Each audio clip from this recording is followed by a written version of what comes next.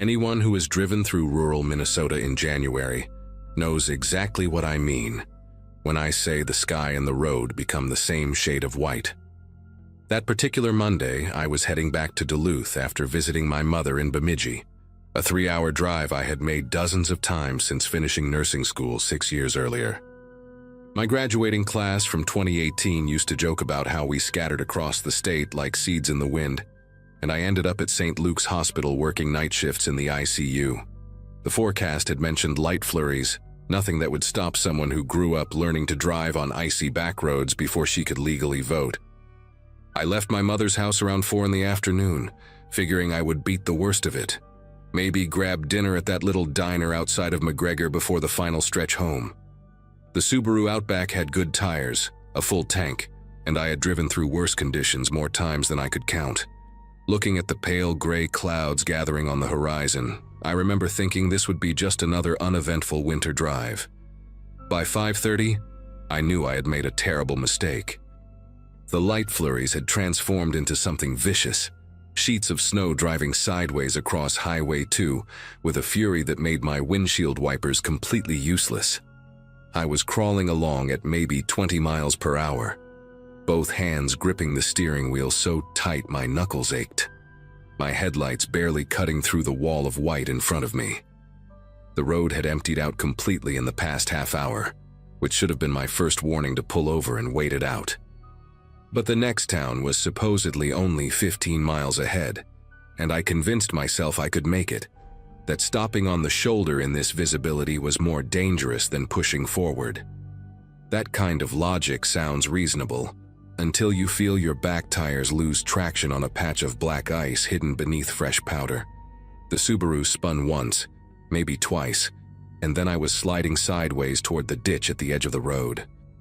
The impact with the snowbank jolted my entire body forward, and then everything went still, except for the howling wind rocking the car like it wanted to flip it over completely.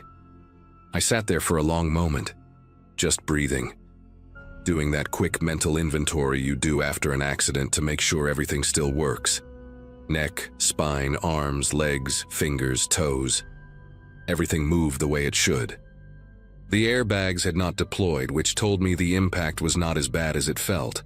But when I tried to reverse out of the snowbank, the wheels just spun uselessly against the ice beneath them. I shifted into drive, then reverse again, rocking the car back and forth the way my father taught me when I was 16. But the Subaru was wedged in at an angle that gave me no traction whatsoever. The snow was piling up against the driver's side door so fast I could watch it rising inch by inch through the window.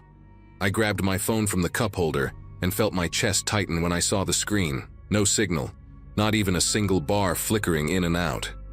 This stretch of highway was notorious for dead zones, something I knew but had never worried about until this exact moment when it actually mattered. The temperature inside the car was already dropping, and I could see my breath forming little clouds in front of my face. I kept the engine running for the heat, watching the fuel gauge and calculating how long I could stay warm before I had to start rationing. The wind was screaming now, gusts that shook the entire vehicle and sent snow swirling past the windows in hypnotic spirals. I tried my phone again, holding it up toward the ceiling, then toward each window, searching desperately for a signal that simply was not there.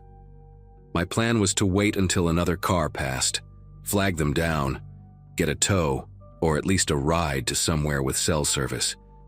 Except, no cars were passing. The road remained empty, swallowed by the storm, and every minute that ticked by made me feel more and more like I had slipped off the edge of the world into some frozen void where no one would ever find me.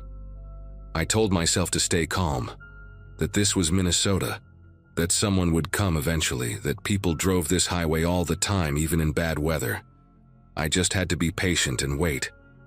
Nearly 40 minutes passed before I saw headlights in my rearview mirror, 2 pale yellow beams cutting through the curtain of snow, like the eyes of some slow-moving animal. The relief that flooded through me was almost embarrassing, this overwhelming wave of gratitude toward a stranger I had not even seen yet. The vehicle slowed as it approached, and I could make out the shape of a pickup truck, one of those older models with the extended cab and rust creeping up along the wheel wells. It pulled onto the shoulder about 20 feet behind my Subaru, hazard lights blinking orange through the white haze, and for a moment, nothing happened. I watched in my mirror as the driver's side door opened and a figure climbed out, hunched against the wind, wearing a heavy canvas jacket the color of dried mud and a hunting cap with the ear flaps pulled down. He walked toward my car with this unhurried pace that struck me as strange given the conditions, like he was strolling through a parking lot on a sunny afternoon instead of trudging through a blizzard on a deserted highway. I rolled my window down about 2 inches, just enough to speak through, and the cold air that rushed in felt like needles against my face. He leaned down to the gap in the window, and I got my first real look at him. Mid-50s maybe, with a face that had clearly spent decades outdoors, deep creases around his eyes and a nose that looked like it had been broken at least once. His eyes were this washed-out blue, almost gray, and they moved across my face in a way that made me feel like I was being inventoried rather than looked at. He smiled, showing teeth that were slightly too small for his mouth, and said he had seen me slide off about a mile back, that he had turned around to come help. His voice was calm, friendly even, with that particular Minnesota accent that stretches vowels out flat like taffy. He said his name was Lyle, asked if I was hurt, asked if I had anyone coming. I told him I was fine, just stuck, that I had no cell signal, but I was sure someone else would come by soon. He nodded slowly at that, looking up and down the empty road, then back at me with those pale eyes. The wind was howling so loud I had to lean closer to the window gap to hear him when he said I should let him help me get out before the weather got worse. Before, he said, like this was not already the worst weather I had ever driven through in my life. I thanked him for stopping, but told him I would rather wait for a tow truck, that I had roadside assistance through my insurance, and someone would be along eventually. The words came out polite, measured, the way you talk to a patient's family member when you are trying to de-escalate without making things worse. Lyle straightened up and looked at my car for a long moment, then crouched back down to the window with that same small-toothed smile. He said there was no tow truck coming in this storm, that the county had already closed the highway about 10 miles east, that I was lucky he came along when he did. Something about the way he said lucky made my skin prickle beneath my coat. He reached for the door handle and pulled, gently at first, then with more force when he found it locked. His smile did not change, but his eyes did, something flickering behind them like a shadow passing across water. He asked me to unlock the door so he could help me out, said his truck had 4-wheel drive and chains on the tires, said he could take me somewhere safe and warm. I told him no thank you. I was fine, I would wait. My voice stayed steady, but my heart was beating so hard I could feel it pulsing in my throat. Lyle stood there for what felt like a full minute, just staring at me through that 2-inch gap in the window, the snow accumulating on his shoulders and the brim of his cap. Then he walked around to the back of my car, disappearing from view, and I twisted in my seat to try to see what he was doing through the rear window. The snow was too thick, the glass too fogged from my breath, and all I could make out was his dark shape moving near my back tire. I heard a sound, this sharp hissing noise that cut through the wind, and it took me a moment to understand what it was. He was letting the air out of my tire.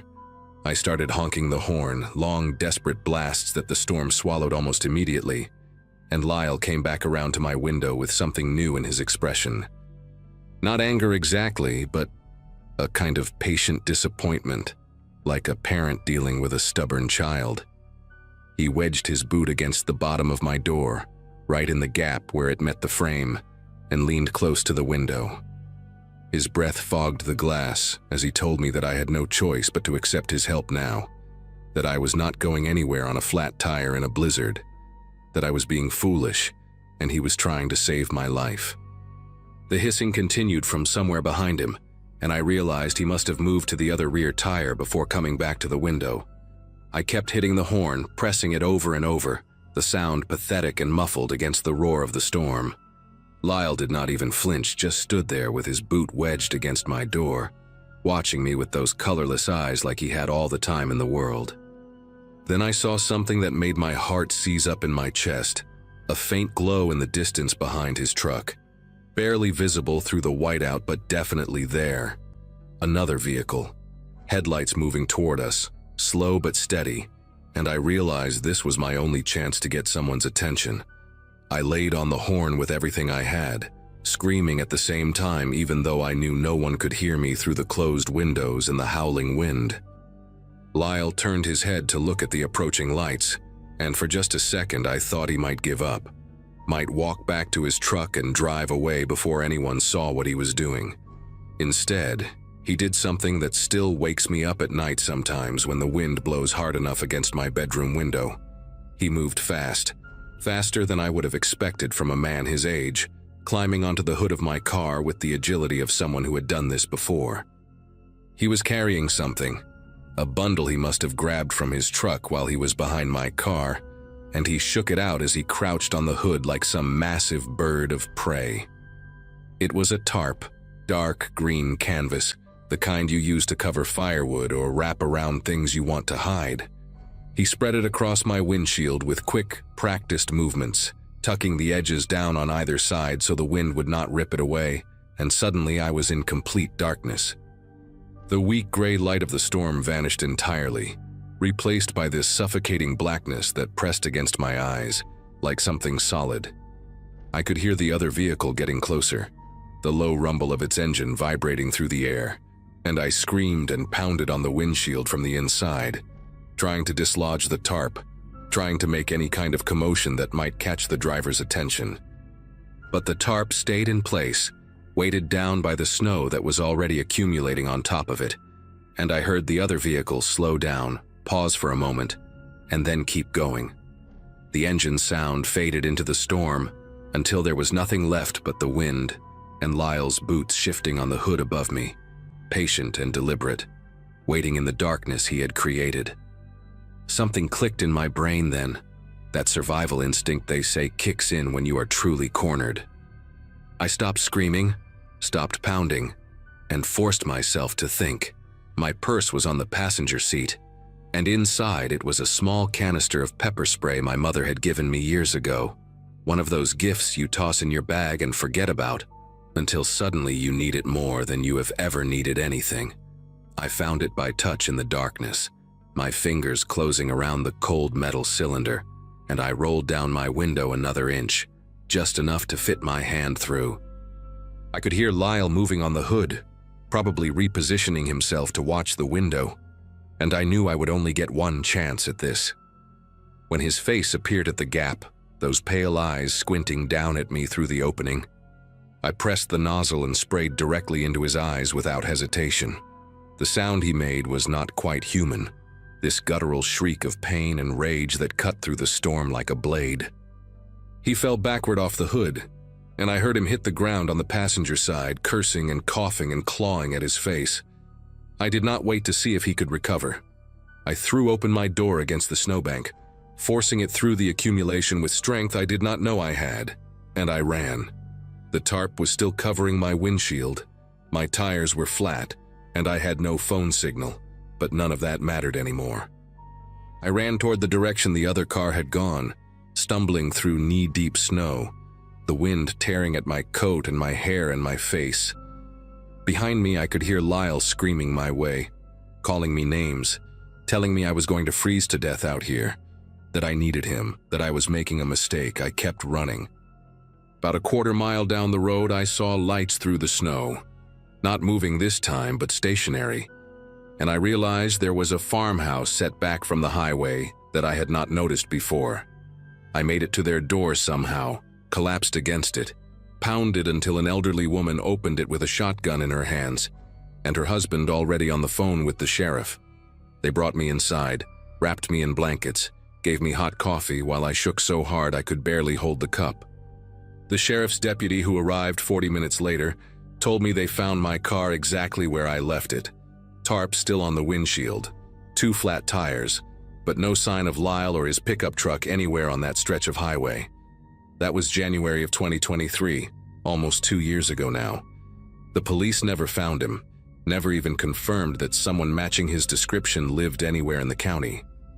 The elderly couple, Frank and Margie Olson, told me later that they had heard rumors over the years about a man in a brown pickup who would cruise that stretch of highway during bad storms, looking for stranded drivers. They thought it was just one of those rural legends people tell to scare teenagers into checking their tires before winter. I think about what would have happened if my mother had not given me that pepper spray, if I had not remembered it was in my purse, if I had unlocked that door when he first asked me to.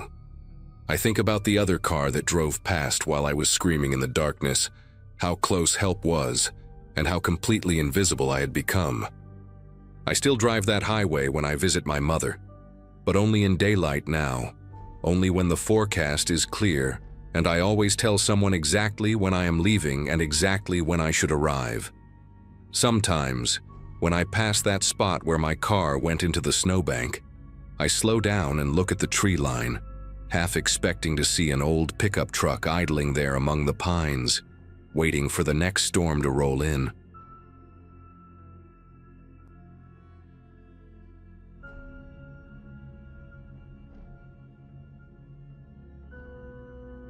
Minnesota winters have a reputation, but nothing prepares you for what happens when a storm decides to show you exactly how small and fragile you really are. I learned that lesson on a Thursday in early December of 2022, somewhere along Highway 53 between Virginia and Eveleth, two towns most people have never heard of, unless they grew up in the Iron Range. At 26, I had been working as an HVAC technician for almost 2 years, driving my company truck across frozen stretches of rural highway to fix furnaces for people who lived so far from everything that the nearest grocery store was an hour away. The job paid decent, the solitude suited me, and I had grown comfortable with long drives through empty landscapes. That comfort almost killed me. The forecast had mentioned snow, maybe 6 to 8 inches, nothing unusual for that part of the state. But forecasts lie sometimes, and this one lied in a way that nearly cost me my life. The first sign of trouble came when my windshield turned completely white in less than 30 seconds. One moment I could see the road, the faded yellow lines, the skeletal trees lining both sides. And then it was gone, all of it, swallowed by a wall of snow so thick it looked solid. I pulled over immediately, heart pounding, and watched the temperature display on my dashboard drop from 12 degrees to -4 in what felt like minutes. My truck, an old Ford F-150 with 200,000 miles of rust and stubbornness holding it together, started making a sound I had never heard before. A grinding, choking noise that ended with a shudder and then silence. I turned the key again and again, but the engine refused to respond. The heater died with it, and within 5 minutes I could see my breath forming thick clouds inside the cab. I remember sitting there, gripping the steering wheel with both hands, trying to calculate how long a person could survive in a broken-down truck during a blizzard with no cell signal, and no other cars in sight. My phone had 1 bar of signal that flickered in and out like a dying heartbeat. I tried calling 911 3 times, and each time the call dropped before it even connected. I sent a text to my boss, Hank, telling him my location and that I was stranded. The message sat there with a little spinning circle for 10 minutes before finally showing delivered. Whether he actually received it or not, I had no way of knowing. The cold was getting serious now, the kind that makes your fingers clumsy and your thoughts sluggish. I had a winter emergency kit in the back seat, blankets, hand warmers, a flashlight, some granola bars, because Hank drilled that into every new hire. I wrapped myself in both blankets and cracked open 2 hand warmers, pressing them against my chest. For a while, maybe an hour, I told myself this was manageable. Someone would come. A plow truck, a state trooper, another driver. But the snow kept falling so heavy that I could barely see the hood of my own truck, and the silence outside was absolute. No engines, no voices. Nothing but the wind screaming against the windows like something trying to get in. The decision to leave the truck was the dumbest thing I have ever done, and I knew it was dumb even as I was doing it. But hypothermia does something to your brain. It whispers to you, tells you that action is better than waiting, that movement means survival. I remembered passing a gas station maybe 2 miles back, a little place with a faded Conoco sign and a single pump out front. 2 miles. I had walked farther than that plenty of times. In my head, it made perfect sense. I would walk back, find the gas station, call for help from a warm building with a hot cup of coffee in my hands. I put on every layer I had. My work jacket, a hoodie underneath, 2 pairs of gloves, a beanie pulled low over my ears. I grabbed the flashlight and one of the blankets, wrapping it around my shoulders like a cape. When I opened the truck door, the wind hit me so hard I nearly fell backward. The cold was not just cold anymore, it was violence. It was a physical force that wanted to tear the heat right out of my body. I stepped out anyway, pulled the door shut behind me, and started walking in what I believed was the direction I had come from. The first 10 minutes were not so bad. I kept my head down, my chin tucked into my chest, and focused on putting one boot in front of the other. The road was somewhere beneath my feet. I could feel the firmness of asphalt under the snow, and I used that as my guide. Left foot, right foot, keep moving, stay on the hard surface. The blanket around my shoulders was already soaked through, heavy with snow that melted from my body heat and then froze again into a stiff, icy shell. My flashlight cut a weak yellow beam through the white chaos, illuminating maybe 3 feet ahead of me before the snow swallowed the light completely. I counted my steps to keep my mind occupied. 100, 200, 500. At around 800 steps, I realized I could no longer feel the road beneath me. The ground had become soft, uneven, and when I swept my boot sideways, I hit something that crunched, a frozen bush maybe, or the edge of a ditch. I stopped, turned around, and tried to find the road again. But there was no road. There was no anything. Just white in every direction, so thick and disorienting that I could not tell up from down, forward from backward. That was when the panic hit me, real and raw and absolute. I spun in a circle, waving my flashlight like it could somehow cut through the storm and show me where I was. Nothing. The wind had picked up even more, howling so loud it drowned out my own thoughts, and the snow was falling sideways now, stinging my face like tiny needles made of ice. I picked a direction, any direction, and started walking again, faster this time, almost running. My lungs burned from the cold air, each breath feeling like I was inhaling broken glass. I do not know how long I walked like that, stumbling through snow that came up past my knees in some places, tripping over things I could not see. 10 minutes maybe, 20. Time had stopped making sense. And then, through the white curtain ahead of me, I saw a light, a faint yellowish glow flickering like a candle in the distance. Relief flooded through me so hard my knees almost buckled. The gas station. I had found it. I pushed forward with everything I had left, my legs screaming, my fingers numb inside my gloves, my eyes locked on that beautiful, impossible light. The light vanished. 1 second it was there, warm and promising, and the next it was gone, swallowed by the storm like it had never existed at all. I stopped dead in my tracks, blinking hard, trying to find it again. Maybe the snow had just gotten thicker for a moment. Maybe I had looked away at the wrong time. I turned slowly, scanning the white emptiness around me, and that was when I saw it again. But now it was behind me, in the direction I had just come from. That made no sense. I had been walking toward it. How could it be behind me now? My brain tried to explain it away, telling me I had gotten turned around somehow, that the wind had spun me without me noticing. I started walking toward it again, my steps slower now, more careful. The cold had seeped so deep into my bones that I was no longer shivering, and some distant part of my mind, the part that still remembered the safety training videos Hank made us watch, knew that was a very bad sign. When you stop shivering, it means your body has given up trying to warm itself. It means you are running out of time. I do not know when I first heard the voice. It crept into my awareness slowly, like a radio station fading in through static. At first I thought it was just the wind playing tricks on my frozen ears, but then I heard it clearly, a man's voice somewhere to my left calling out a name. "Corbett," it said. "Corbett, over here." That was not my name. My name is Jensen. But in that moment, with my thoughts moving like cold syrup, I did not question it. I turned toward the voice and started walking. It felt so real, so close, like someone was standing just a few feet away in the white chaos. I even called back to them. "Hey!" I shouted, or tried to shout. My voice came out cracked and weak, barely louder than a whisper. "Hey, I am here. I am over here." The voice kept calling, always just ahead of me, always just out of reach. "Corbett, Corbett, over here."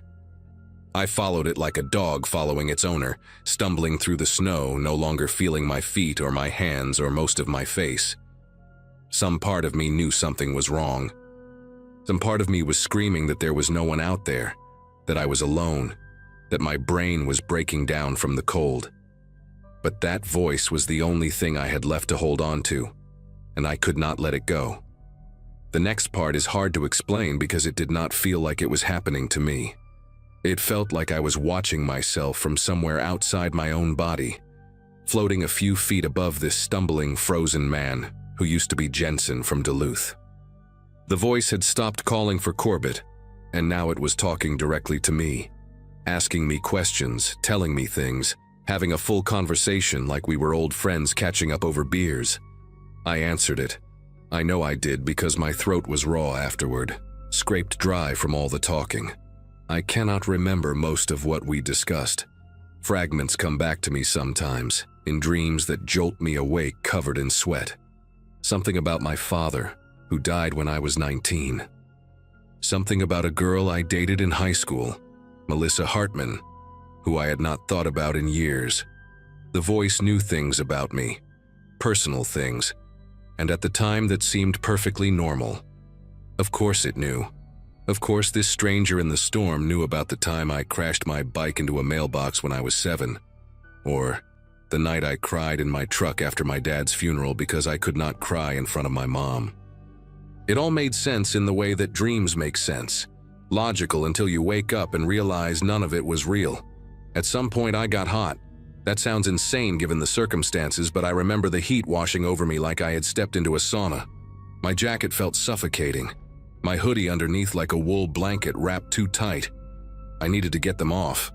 I needed air on my skin. I fumbled with the zipper of my jacket, my fingers so clumsy they felt like they belonged to someone else, and I managed to pull it open. The relief was immediate, a rush of cool air against my chest that felt like heaven. I shrugged the jacket off my shoulders and let it fall into the snow behind me. The blanket was already gone. I had dropped it somewhere, sometime. I could not remember when.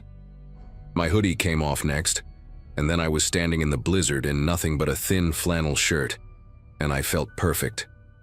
I felt warm and comfortable and sleepy, so incredibly sleepy. The voice was still there, quieter now, more soothing. It told me I had been walking for so long. It told me I deserved a rest. Just a minute, it said. Just sit down for 1 minute and catch your breath, and then you can keep going. That sounded reasonable. That sounded like exactly what I needed. I sat down in the snow. Or maybe I fell. The line between intention and accident had blurred into nothing by then. The ground was soft and cold, but the cold did not bother me anymore. Nothing bothered me. I lay back, looking up at the white sky, watching the snowflakes fall toward my face in slow motion. They landed on my cheeks, my forehead, my open eyes, and I did not blink. The voice was still talking, but I could not make out the words anymore. It had become a hum, a gentle lullaby wrapping around me like a warm blanket. I thought about my mom, how worried she would be when I did not come home. I thought about Hank, wondering if he ever got my text. I thought about the gas station with the faded Conoco sign, how close it had seemed, how sure I had been that I could make it. My eyes started to close. The white world around me faded to gray, then to black, and the last thing I remember thinking was how peaceful it all felt. No more walking, no more cold, no more anything. Just sleep, endless and perfect, pulling me down into somewhere warm and dark and quiet. I woke up in a hospital in Virginia 3 days later, with frostbite on 7 of my fingers and both of my ears. A nurse told me I was lucky to be alive, that the search and rescue team had found me less than 20 minutes after I collapsed, following my footprints from the truck. She said it like it was a simple thing, like tracing a straight line through the snow. But when I talked to the paramedic who found me, a guy named Gentry with kind eyes and a thick gray beard, he told me a different story. He said my footprints did not make any sense. He said I had walked in circles, big looping circles over and over again, carving patterns into the snow like I was performing some kind of ritual. He said they found my jacket and my hoodie scattered 30 feet apart, and the blanket even farther, like I had been shedding pieces of myself along the way. And he said, "This is the part that still keeps me up at night, that when they found me lying in the snow, my lips were moving. I was talking to someone who was not there, having a full conversation, gesturing with my frozen hands like I was making a point in an argument. He asked me who I was talking to. I told him I did not remember. That was a lie. I remember exactly who I was talking to. I just do not know how to explain that the voice sounded exactly like my father, dead for 7 years, telling me it was okay to rest, that he would stay with me until I fell asleep. The doctors told me I lost the tips of 2 fingers on my left hand, the pinky and the ring finger just above the first knuckle. My ears healed eventually, though the left one still gets numb in cold weather and probably always will. I spent 2 weeks in that hospital, most of it hooked up to machines that beeped every few seconds and drove me half crazy. My mom drove up from Iowa the day after they found me and did not leave my side until I was discharged. She cried a lot, which made me cry, which made her cry more. Hank came to visit twice, brought me a card signed by everyone at the company, and told me my job would be waiting whenever I was ready. I went back to work 3 months later, but I do not take the rural routes anymore. I stay in Duluth now, fixing furnaces in apartment buildings and office complexes, places where the nearest gas station is a 5-minute walk and cell service never drops. Some of my co-workers think I got soft. Maybe I did. I do not care. I know what waits out there in the empty places when the cold decides to show you what you really are. I still think about that day more than I would like to admit. Sometimes when I am falling asleep at night, I hear the wind howling and I am back in that white emptiness, following a light that does not exist toward a voice that should not be there. I talked to a therapist about it for a while. She said the hallucinations were a normal response to severe hypothermia, that my brain was shutting down and pulling up memories to keep me company while it happened. That makes sense. That is the scientific explanation, and I believe it. But there is another part of me, a small and stubborn part that I cannot quite silence, that wonders how a dying brain could know exactly what my father's voice sounded like, how it could remember the specific way he used to say my name, the cadence of his words, the warmth underneath his tone. The doctors say I was alone out there in the snow, walking in circles, talking to nobody. And I am sure they are right. I am sure of it. But sometimes, late at night, when the house is quiet and the winter wind rattles my windows, I am not so sure anymore. I am not sure at all.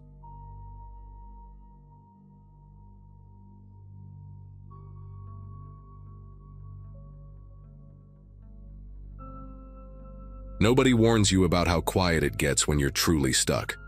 Not stuck in traffic, not stuck waiting for a tow truck in a parking lot, but stuck in the middle of nowhere with snow piling up around your car and no way to call anyone. I keep replaying that night in my head, trying to figure out what I could have done differently, and the answer is everything. My name is Heather, and I turned 34 last spring, which means I've been driving Michigan winters for almost 2 decades. I'm not careless, I'm not reckless, and I've never been the type to ignore a weather warning. But on that Saturday in January, I made one stupid decision after another, and by the time I realized how badly I'd messed up, it was way too late to fix any of it. I was coming back from my cousin's wedding in Traverse City, a 2.5-hour drive that should have been simple, and all I wanted was to sleep in my own bed instead of paying another $150 for a hotel room. The drive started fine. Highway 131 was clear for the first hour. just wet pavement and the occasional gust of wind rocking my Chevy Equinox. I'd checked the radar obsessively before leaving, and there was supposed to be a window of calm weather until around 10. The snow started earlier than predicted, right around 8:30, and within 20 minutes it went from light flurries to a full whiteout. I slowed down, turned my high beams off because they were just reflecting back at me, and tried to stay calm. When my GPS announced a faster route to avoid an accident on the highway, I took the exit without really thinking about it. The app said I'd save almost 30 minutes, and at that point I just wanted to get home as fast as possible. The road it sent me down looked fine at first, recently plowed, lined with pine trees heavy with snow. I didn't notice when the pavement turned to gravel, or when the tire tracks I was following got shallower and shallower until they disappeared completely. The GPS kept telling me to continue straight, so I did. The road narrowed, and the snow was deeper here, untouched by any plow. My Equinox handled it okay at first, the four-wheel drive doing its job, but I was going maybe 15 miles an hour and my knuckles were white on the steering wheel. I remember thinking I should turn around, but there was nowhere to do it safely. The road was barely wide enough for one car, with steep ditches on both sides hidden under the snow. I told myself I'd find a driveway or a wider spot ahead, somewhere I could do a 3-point turn and get back to the highway.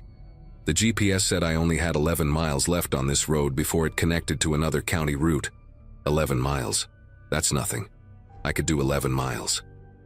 I kept repeating that to myself like a prayer while the wind howled and the snow flew sideways across my headlights. I never saw the curve. 1 second I was crawling forward, squinting through the windshield, and the next my front tires hit something under the snow, maybe a rock or a frozen rut, and the car jerked hard to the right. I overcorrected, felt the back end swing out, and then I was sliding. It happened so fast that I didn't even have time to scream. The Equinox went off the road and down into what I later realized was a shallow ravine, maybe 6 or 7 feet deep.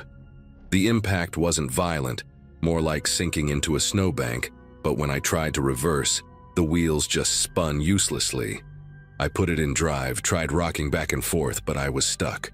Completely, hopelessly stuck. I sat there for a full minute just breathing, my heart pounding so hard I could feel it in my throat. Then I grabbed my phone to call for help and saw the 2 words that changed everything. No service. I tried moving the phone around, holding it up to the window, even cracking the door open and sticking my arm out into the freezing air. Nothing. Not a single bar. I was somewhere in the middle of rural Michigan on an unmaintained service road that probably hadn't seen traffic in weeks, and nobody knew where I was. I'd texted my roommate before leaving Traverse City to say I was on my way, but I hadn't mentioned the detour. My gas tank was at a quarter full, maybe enough to run the heat for a few hours if I was careful. The temperature outside was dropping fast, and the wind was making it feel even colder. I turned off the engine to conserve fuel and sat in the darkness, listening to the storm rage around me. The car creaked and groaned as gusts of wind battered it from all sides. Snow was already starting to pile up against the driver's side door. I checked the time on my phone. 9:47. It was going to be a long night. For the next hour, I cycled the engine on and off, running the heat for 10 minutes, then turning it off for 20. I rationed my water bottle and ate the granola bar I'd stuffed in my purse at the wedding reception. I kept checking my phone obsessively, hoping for even 1 bar of signal, but there was nothing. Around 11, I was starting to accept that I might have to wait until morning for someone to find me. I was scared, but I was also weirdly calm, like my brain had decided that panicking wouldn't help, so it just shut that part off. That's when I saw the headlights. They appeared in my rearview mirror first, 2 yellowish beams cutting through the snow maybe half a mile back. I sat up straight, my heart suddenly racing. Someone else was on this road. Someone who might have a phone that worked, or who could drive me to the nearest gas station. I turned my hazard lights on and started honking the horn, short bursts every few seconds, praying they would see me. The vehicle came closer, moving slow through the snow, and I could see it was a pickup truck, one of those big Ford F-150s with the extended cab. It stopped about 50 feet behind me, headlights still on, engine running. I waited for the driver to get out to come check on me, but nothing happened. The truck just sat there, idling, for what felt like forever but was probably only 2 or 3 minutes. I remember feeling confused more than anything. Why wasn't he getting out? Maybe he was on the phone calling for help. Maybe he was trying to figure out the best way to approach. I flashed my hazards again and gave another honk, a longer one this time. Still nothing. Then, slowly, the truck started moving again. Not toward me on the road, but off to the side, crunching through the deep snow until it was positioned perpendicular to the road itself. The driver cut the wheel and maneuvered the F-150 until it was completely blocking any path forward or back. Only then did the door open. A man stepped out. He was big, tall and heavy-set, wearing a dark coat and one of those knit caps pulled low over his forehead. I couldn't see his face clearly because his headlights were behind him, turning him into a silhouette against all that white snow. He stood there for a moment just looking at my car. Then he reached back into his truck and pulled something out. It took me a second to recognize what it was, a tire iron, the kind with the cross shape that you use to loosen lug nuts. He held it loosely in his right hand, tapping it against his thigh as he started walking toward me. Not rushing, not running, just this slow, deliberate walk like he had all the time in the world. The relief I'd felt when I saw his headlights was completely gone now. In its place was something else. A cold, sick feeling that started in my stomach and spread through my whole body. Every instinct I had was screaming that something was very wrong with this situation. I locked my doors. It was automatic, just a reflex, and the click of the lock seemed impossibly loud in the quiet of the car. The man stopped walking when he heard it. He was maybe 20 feet away now, close enough that I could see he was smiling. Not a friendly smile. Not the kind of smile someone gives you when they're about to help you out of a bad spot. It was the smile of someone who knew they had all the power and you had none. He said something, but I couldn't hear it through the closed window and the wind. He gestured with the tire iron, pointing at my door, then made a cranking motion like he wanted me to roll down my window. I shook my head. He took another step closer. My mind was racing through options and coming up empty. I couldn't drive away because my car was stuck.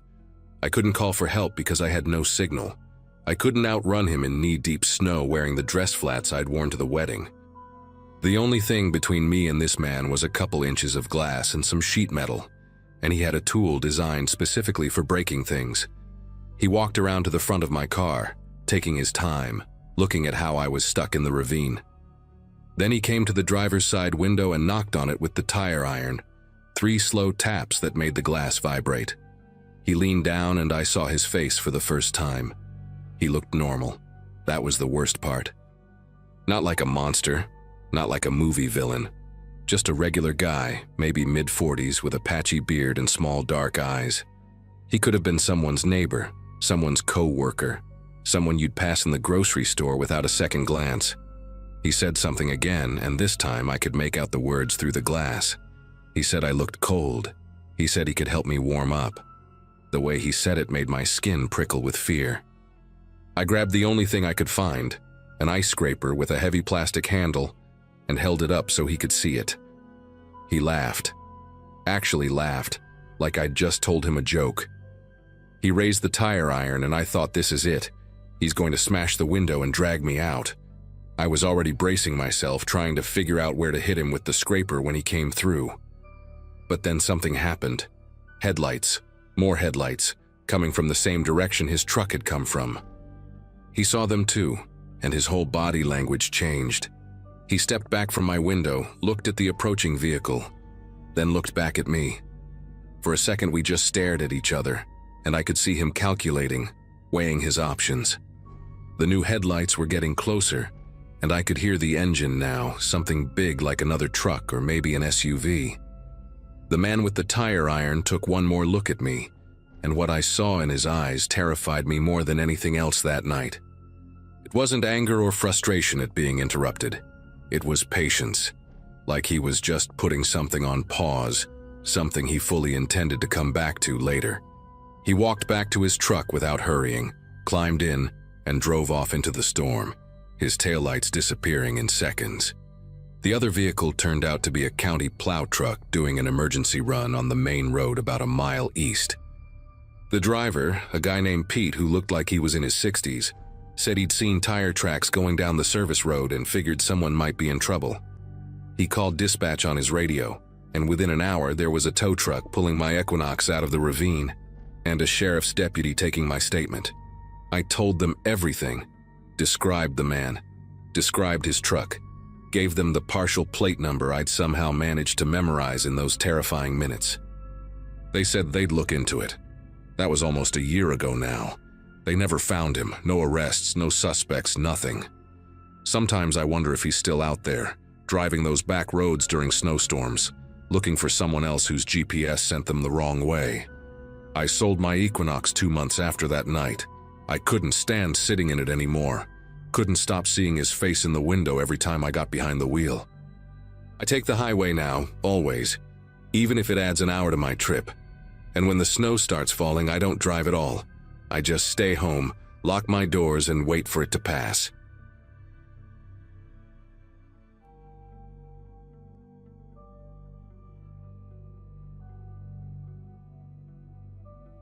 February in northern Wisconsin had always been unforgiving, but I had no idea what was waiting for me on that Saturday night in 2024. My name is Connor Aldrich, and at the time I had just wrapped up my 10th year working as a site supervisor for a construction company based out of Ashland. My wife had left 3 days earlier to visit her sister in Milwaukee, taking our dog with her, which meant I had the house to myself when the blizzard warning started rolling in. Our place sat about 2 miles outside the main town, a modest ranch-style home my grandfather built in the 60s, surrounded by nothing but white pine and silence. The forecast called for 18 inches minimum, with winds gusting up to 50 miles per hour. By late afternoon, I had already stocked up on firewood, filled the bathtub with water in case the pipes froze, and resigned myself to a weekend of bad television and canned soup. The snow began falling around 4 in the afternoon, gentle at first, almost peaceful, before transforming into something violent and horizontal by nightfall. By 9 that evening, I could barely see the outline of my own mailbox from the living room window, and that mailbox stood maybe 30 feet from the house. The wind screamed through the trees with a sound like freight trains, and every few minutes I heard branches cracking somewhere in the darkness, snapping under the weight of ice and snow. I had the fireplace going strong, a Packers game playing on low volume, and a half-finished beer warming in my hand. The power had flickered twice already but held steady, which felt like a small miracle given how the storm was raging outside. My phone showed no service, not unusual out here during bad weather, when the cell towers got overwhelmed or damaged. I remember feeling grateful that I had nowhere to be, no reason to venture out into that white chaos.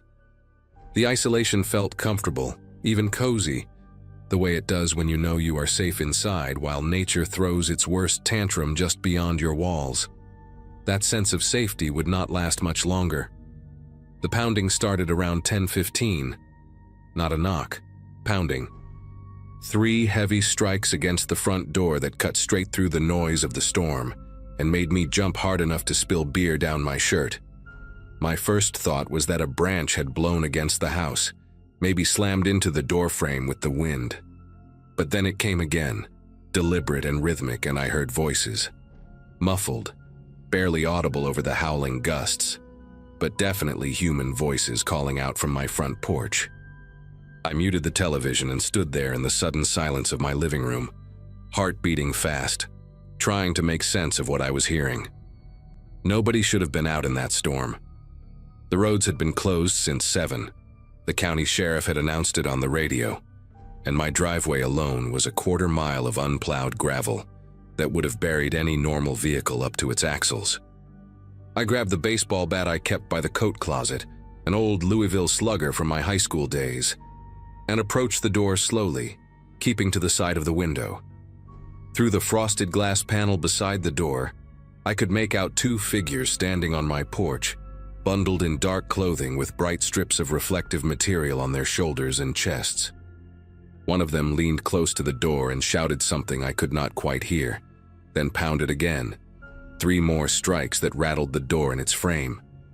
I flipped on the porch light, which barely cut through the swirling white chaos outside, and called out asking who was there. A man's voice came back, loud and insistent, identifying himself as emergency services and saying I needed to evacuate immediately.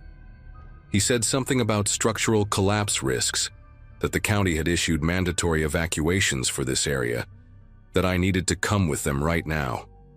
The woman beside him nodded vigorously, her face half hidden behind a scarf, and pointed toward the darkness behind them where I assumed their vehicle must have been parked.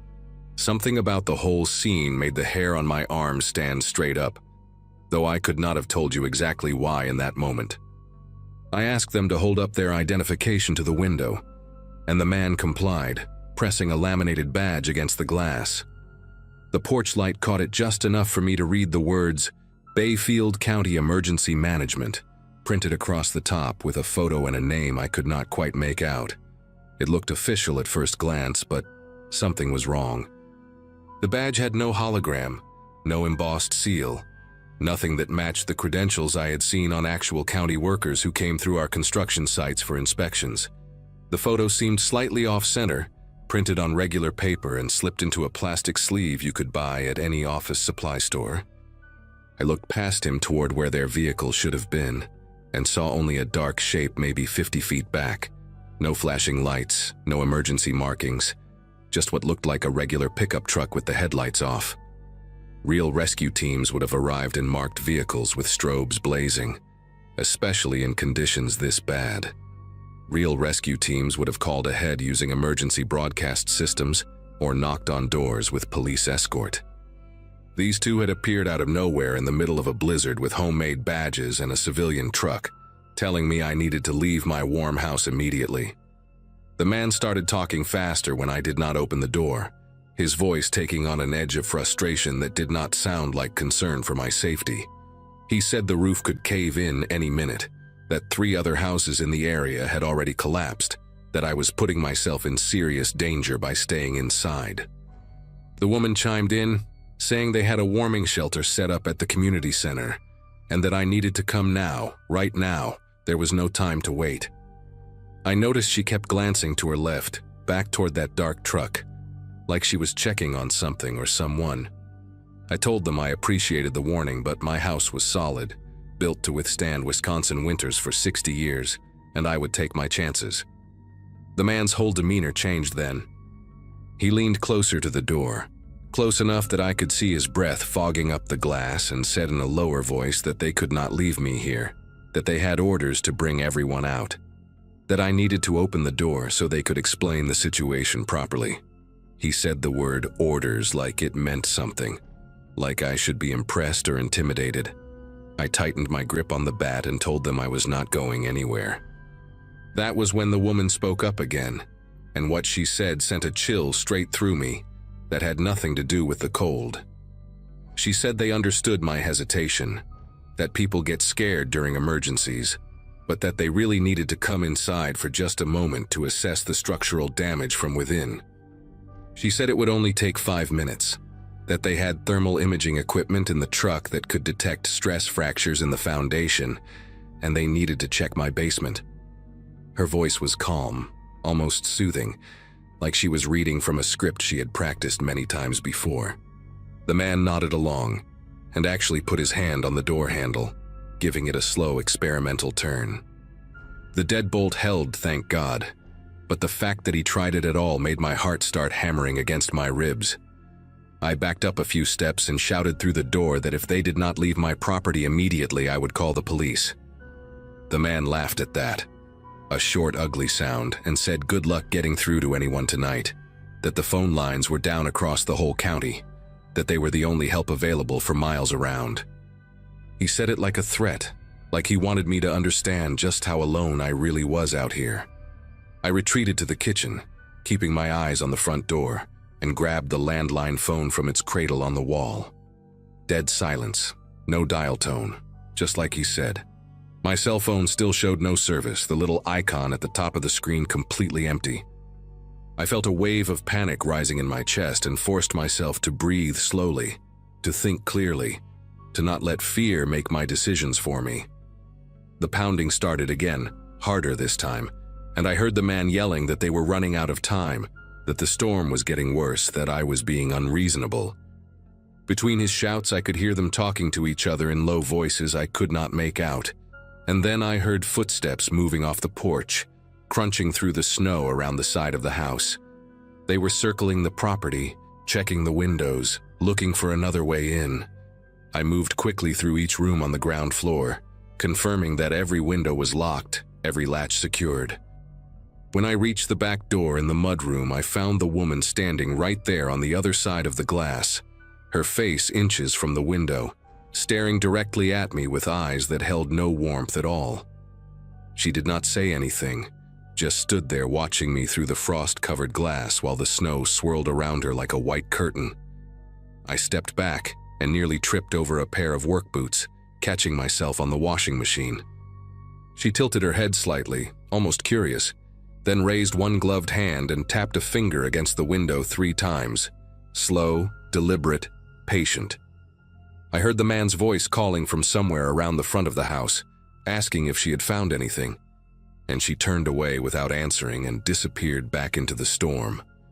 My hands were trembling as I checked the lock on the mudroom door, confirmed it was secure, then dragged a heavy wooden bench in front of it for good measure. I needed to get help, needed to reach someone, but every form of communication I had was dead or useless.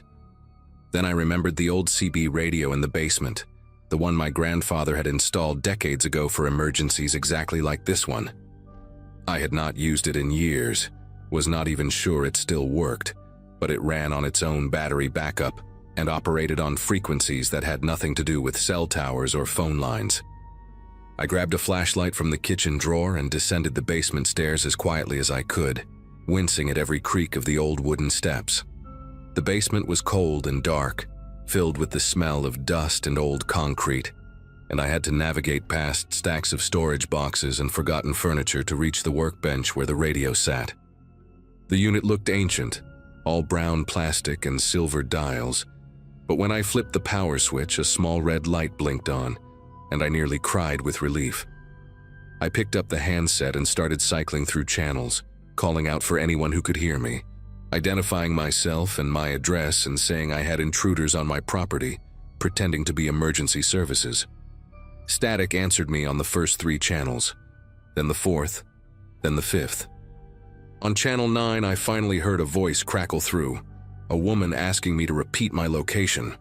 I gave her my address again and explained the situation as quickly as I could. 2 people claiming to be county emergency workers, fake badges, no marked vehicle, trying to force their way into my home. There was a pause, then the woman said she was patching me through to the Bayfield County Emergency Dispatch. After what felt like an eternity, a man's voice came on the line and asked me to describe what was happening. When I finished, he was quiet for a long moment before speaking again. He said no evacuation teams had been dispatched anywhere in the county tonight. He said all emergency personnel were grounded due to the severity of the storm. He said whoever was outside my house, they were not with any government agency he knew of. The dispatcher told me to stay on the line, to keep the doors locked, and that he would try to get a sheriff's deputy to my location as soon as the roads allowed. But that could be hours, maybe longer, depending on the storm. He asked if I had any weapons in the house, and I told him about the bat and the hunting rifle my father left me, still locked in a cabinet upstairs. He said to get the rifle, load it, and make it clear to anyone trying to enter that I was armed and prepared to defend myself. His voice was steady, but I could hear the urgency underneath, the understanding that I was on my own for now, and that the situation was serious. I thanked him and set the handset down on the workbench, leaving the channel open, then made my way back upstairs as quietly as I could. The house was darker now. The power had finally gone out while I was in the basement, and I had to navigate by flashlight through rooms that suddenly felt unfamiliar and hostile. I retrieved the rifle from the upstairs closet, loaded it with hands that refused to stay steady, and crept back down to the living room. Through the front window, I could see both figures standing in my driveway now, conferring with each other near their truck, their silhouettes barely visible through the driving snow. They seemed to be arguing about something, gesturing toward the house, toward the road, toward each other. I made a decision then that might have been stupid, but felt necessary. I switched on the porch light, unlocked the front door, and opened it just wide enough to show myself standing there with the rifle raised and pointed directly at them. I shouted over the wind that I had contacted the county sheriff, that deputies were on their way, and that if they set foot on my property again, I would shoot them where they stood. The man took a step toward me, and I chambered around with a sound that cut through the storm like a thunderclap. He stopped. The woman grabbed his arm and pulled him back, saying something I could not hear, and for a long moment nobody moved. Then, without another word, they both turned and walked back to their truck. The engine started, the headlights flicked on, and they backed slowly down my driveway until the taillights disappeared into the white void of the blizzard. I stood there in the doorway for another 5 minutes, rifle still raised, watching the empty space where they had been, before finally stepping back inside and locking the door behind me. My whole body was shaking, not from cold, but from the adrenaline that had no place left to go. The sheriff's deputy did not arrive until almost 6 in the morning, after the worst of the storm had passed and the plows had managed to clear the main roads. His name was Russell Engel, a broad-shouldered man in his 50s with a gray mustache and tired eyes that suggested he had been dealing with emergencies all night. I showed him the footprints around my house, though the snow had filled most of them in, and described everything that had happened in as much detail as I could remember. He took notes without interrupting, nodding occasionally, his expression growing darker as the story went on. When I finished, he told me I was not the first call he had received that night. 2 other homes in isolated parts of the county had reported similar encounters. Strangers claiming to be emergency workers, insisting residents evacuate immediately, becoming aggressive when refused entry. One elderly woman had actually opened her door, and by the time a neighbor checked on her the next day, her house had been stripped of valuables and she was found locked in her own basement, dehydrated but alive. Deputy Engel said they were working with state police to identify the suspects, that the fake badges and the pickup truck matched descriptions from the other incidents, but so far no arrests had been made. He gave me his card and told me to call if I remembered anything else or if the strangers came back. They never did come back, at least not to my house. 6 weeks later, I read in the local paper that 2 people had been arrested in connection with a string of burglaries targeting rural homes during severe weather events. Their method was always the same: wait for a major storm, cut phone lines if possible, show up in fake emergency gear, and convince people to leave their homes unprotected. If the residents refused, they would move on to easier targets, but sometimes they got more aggressive. The article did not show their faces, but it mentioned a man and a woman in their late 30s, both with prior convictions for theft and fraud. I never found out for certain if they were the same pair who stood on my porch that night, but I believe they were. My wife came home 2 days after the storm and I told her everything, and for months afterwards she refused to stay in the house alone. We installed a security system that spring, added motion sensor lights around the entire property, and I taught her how to use the CB radio just in case. Every time a big storm rolls through now, I find myself checking the locks twice, 3 times, listening for footsteps on the porch, watching the driveway for headlights that should not be there. I know I did the right thing by not opening that door, but some nights I still lie awake wondering what would have happened if I had. What they would have done, where I would have ended up. The storm outside passes eventually, but that question never really goes away.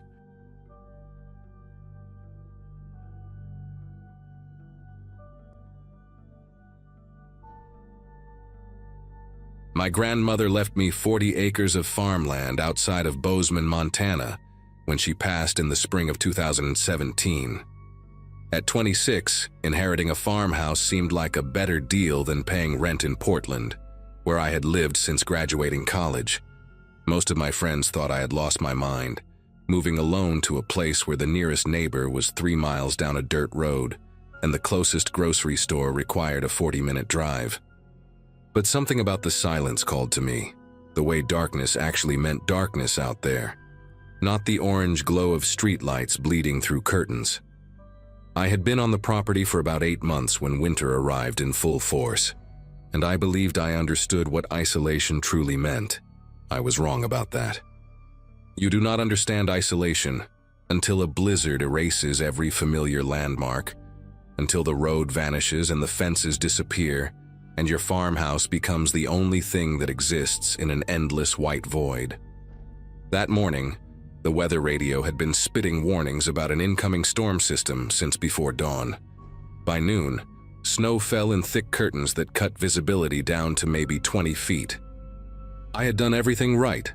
Stocked the pantry with canned goods, filled the generator with fuel, brought extra firewood inside, charged my phone to full.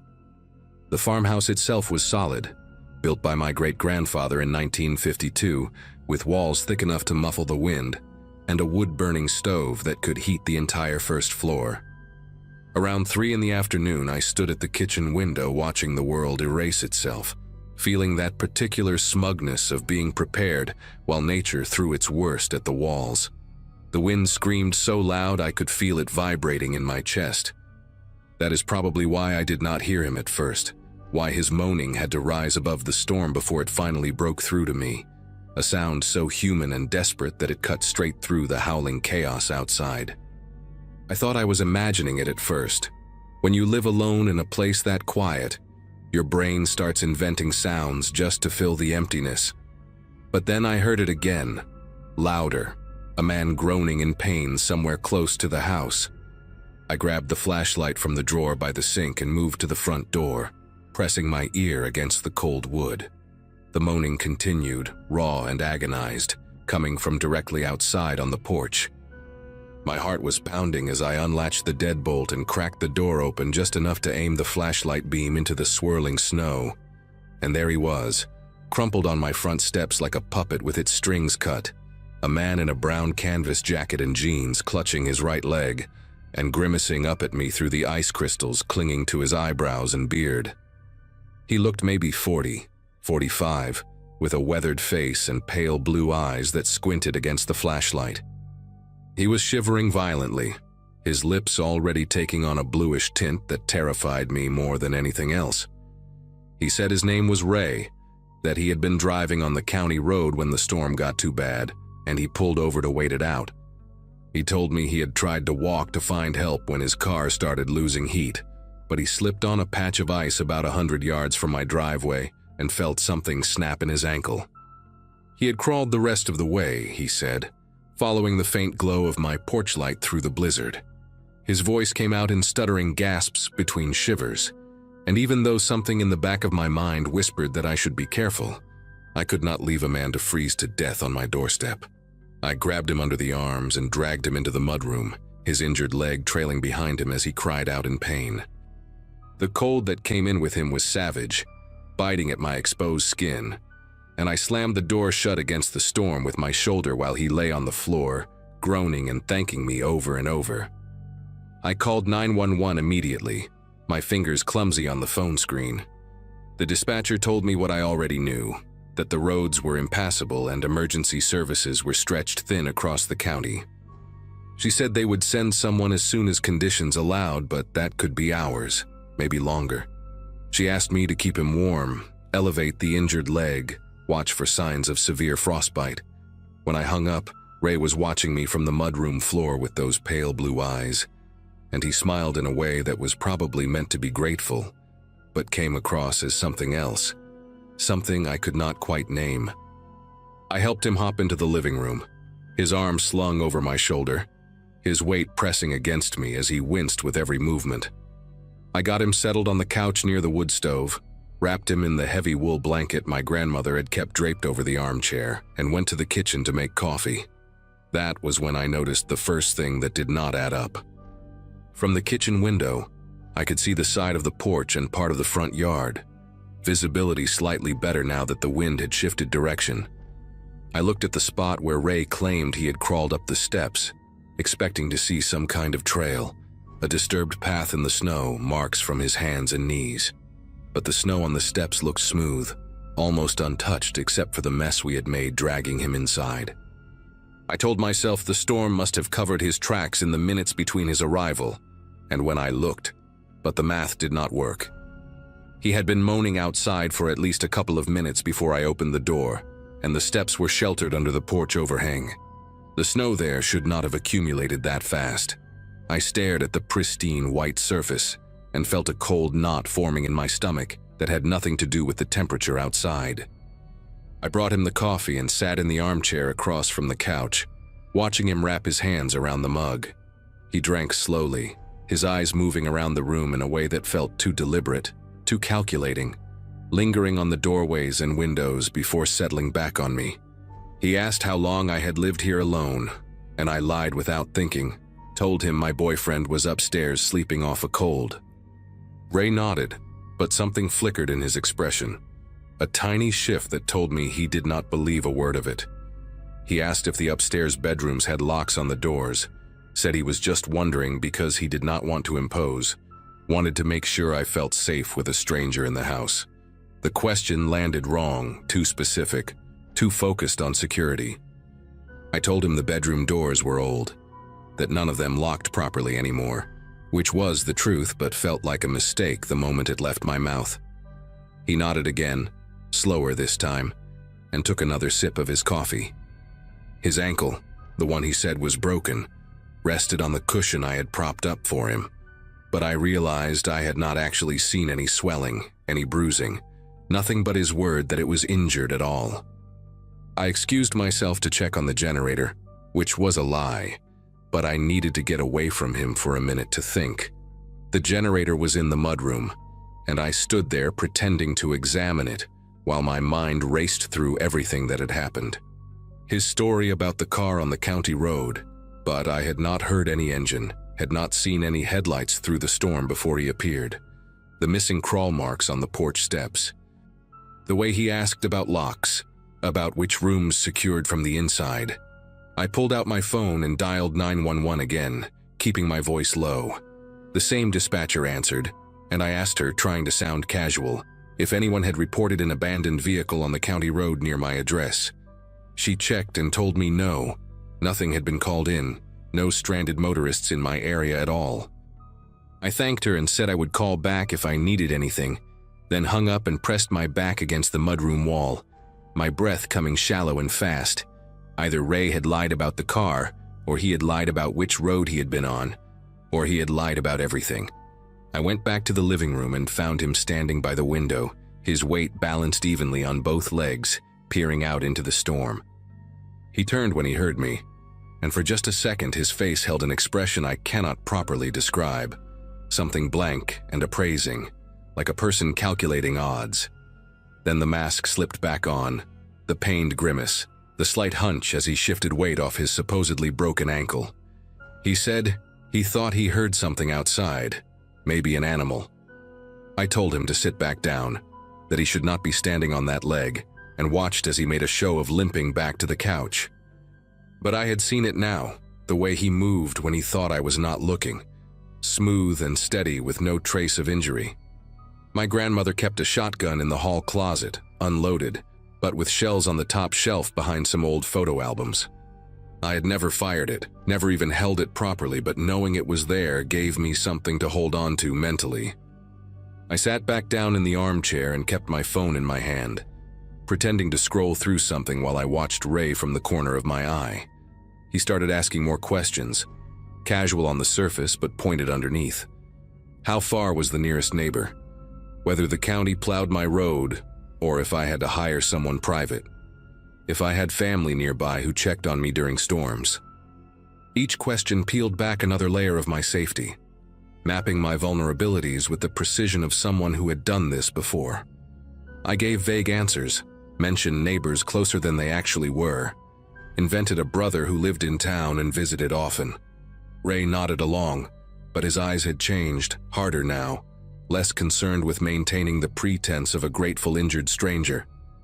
The wind outside had picked up again, rattling the windows, and somewhere in the distance I heard a sound that made my whole body go rigid. It was faint, almost lost in the storm, but distinct enough to recognize. A door, the barn door, slamming open and shut in the wind. Except I had latched that door myself before the storm hit. secured it with a padlock because the latch alone was not strong enough to hold against heavy gusts. Someone had opened it. Ray heard it too. I saw his head turn toward the sound, and for a moment his composure cracked, a flash of something that looked almost like anticipation crossing his features before he caught himself. He asked what that noise was, his voice still playing the part of the concerned stranger. But there was an undercurrent to it now, an eagerness he could not quite hide. I told him it was probably just the wind, that old buildings made noise in storms, but my heart was slamming against my ribs so hard I thought he must be able to hear it. I stood up slowly, said I was going to check on something, and walked toward the hallway with measured steps, fighting every instinct that screamed at me to run. The closet was 10 feet away. I could feel Ray's eyes on my back, tracking my movement, and I knew with absolute certainty that if I reached for that shotgun, he would drop the act completely. So I walked past the closet, continued to the bathroom, and locked the door behind me. I turned on the faucet to cover the sound of my voice and called 911 for the third time, whispering into the phone that I needed help immediately, that the man in my house was not injured, and I believed someone else was outside.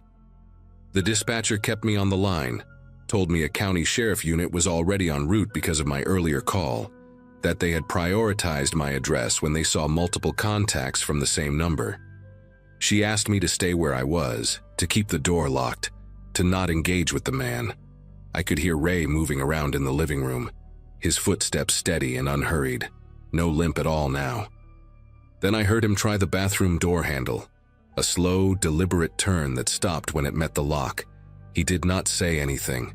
He just stood there on the other side of the door, and I stood on mine, the phone pressed to my ear, the faucet running, both of us waiting. The minutes stretched into something unbearable, thick and suffocating, until finally I heard a new sound cutting through the storm. An engine. Headlights swept across the frosted bathroom window, red and blue flashing through the glass, and Ray's footsteps retreated fast toward the back of the house. I heard the mudroom door slam open, the howl of the wind rushing in, and then the dispatcher was telling me the deputies were at the front door. I let them in with trembling hands. 2 officers covered in snow, their faces red from the cold. I tried to explain everything at once, the man, the fake injury, the questions about locks, the barn door. One of them stayed with me while the other went after Ray, disappearing into the white chaos behind the house with his flashlight beam cutting through the snow. They caught him about 200 yards out, trying to make his way toward the tree line. He was walking fine, running even, until the deputy tackled him into a snowdrift. When they brought him back in cuffs, his face had changed completely. No more friendly gratitude, no more wounded stranger, just cold, empty anger, the look of someone whose plan had fallen apart. The deputy who stayed with me asked to see my ankle, and Ray just stared at him without blinking, without answering. There was nothing wrong with his leg, no break, no sprain, no injury of any kind. He had crawled onto my porch and faked the whole thing, every wince and groan and grateful smile, all of it theater designed to get inside my house. But that was not the worst part. As the storm began to ease around midnight, one of the deputies walked the perimeter of the property with a high-powered flashlight. He found footprints circling the barn, fresh enough that the snow had not filled them in completely. A second set of tracks, smaller than Ray's boots, leading from the barn to the back of the house and then retreating into the fields when the police lights appeared. Someone else had been out there the whole time, waiting in the dark, watching my windows. The deputy told me they found the barn door hanging open, the padlock cut clean through with bolt cutters. Inside, scratched into the wooden wall beside the door, were 2 words that still show up in my nightmares. She's alone. They never caught the second person. Ray refused to talk, gave a fake name that led nowhere, and eventually went to prison for breaking and entering and attempted burglary, though everyone involved knew it would have been much worse than burglary. I sold the farm 3 months later, moved back to Portland, and spent the next year sleeping with every light on and a chair wedged under my bedroom door. Sometimes I still wake up at 3 in the morning, heart pounding, certain I can hear someone moaning outside my window. and I wonder if the one they never caught is still out there somewhere, waiting for another blizzard, another isolated farmhouse, another woman kind enough to open her door.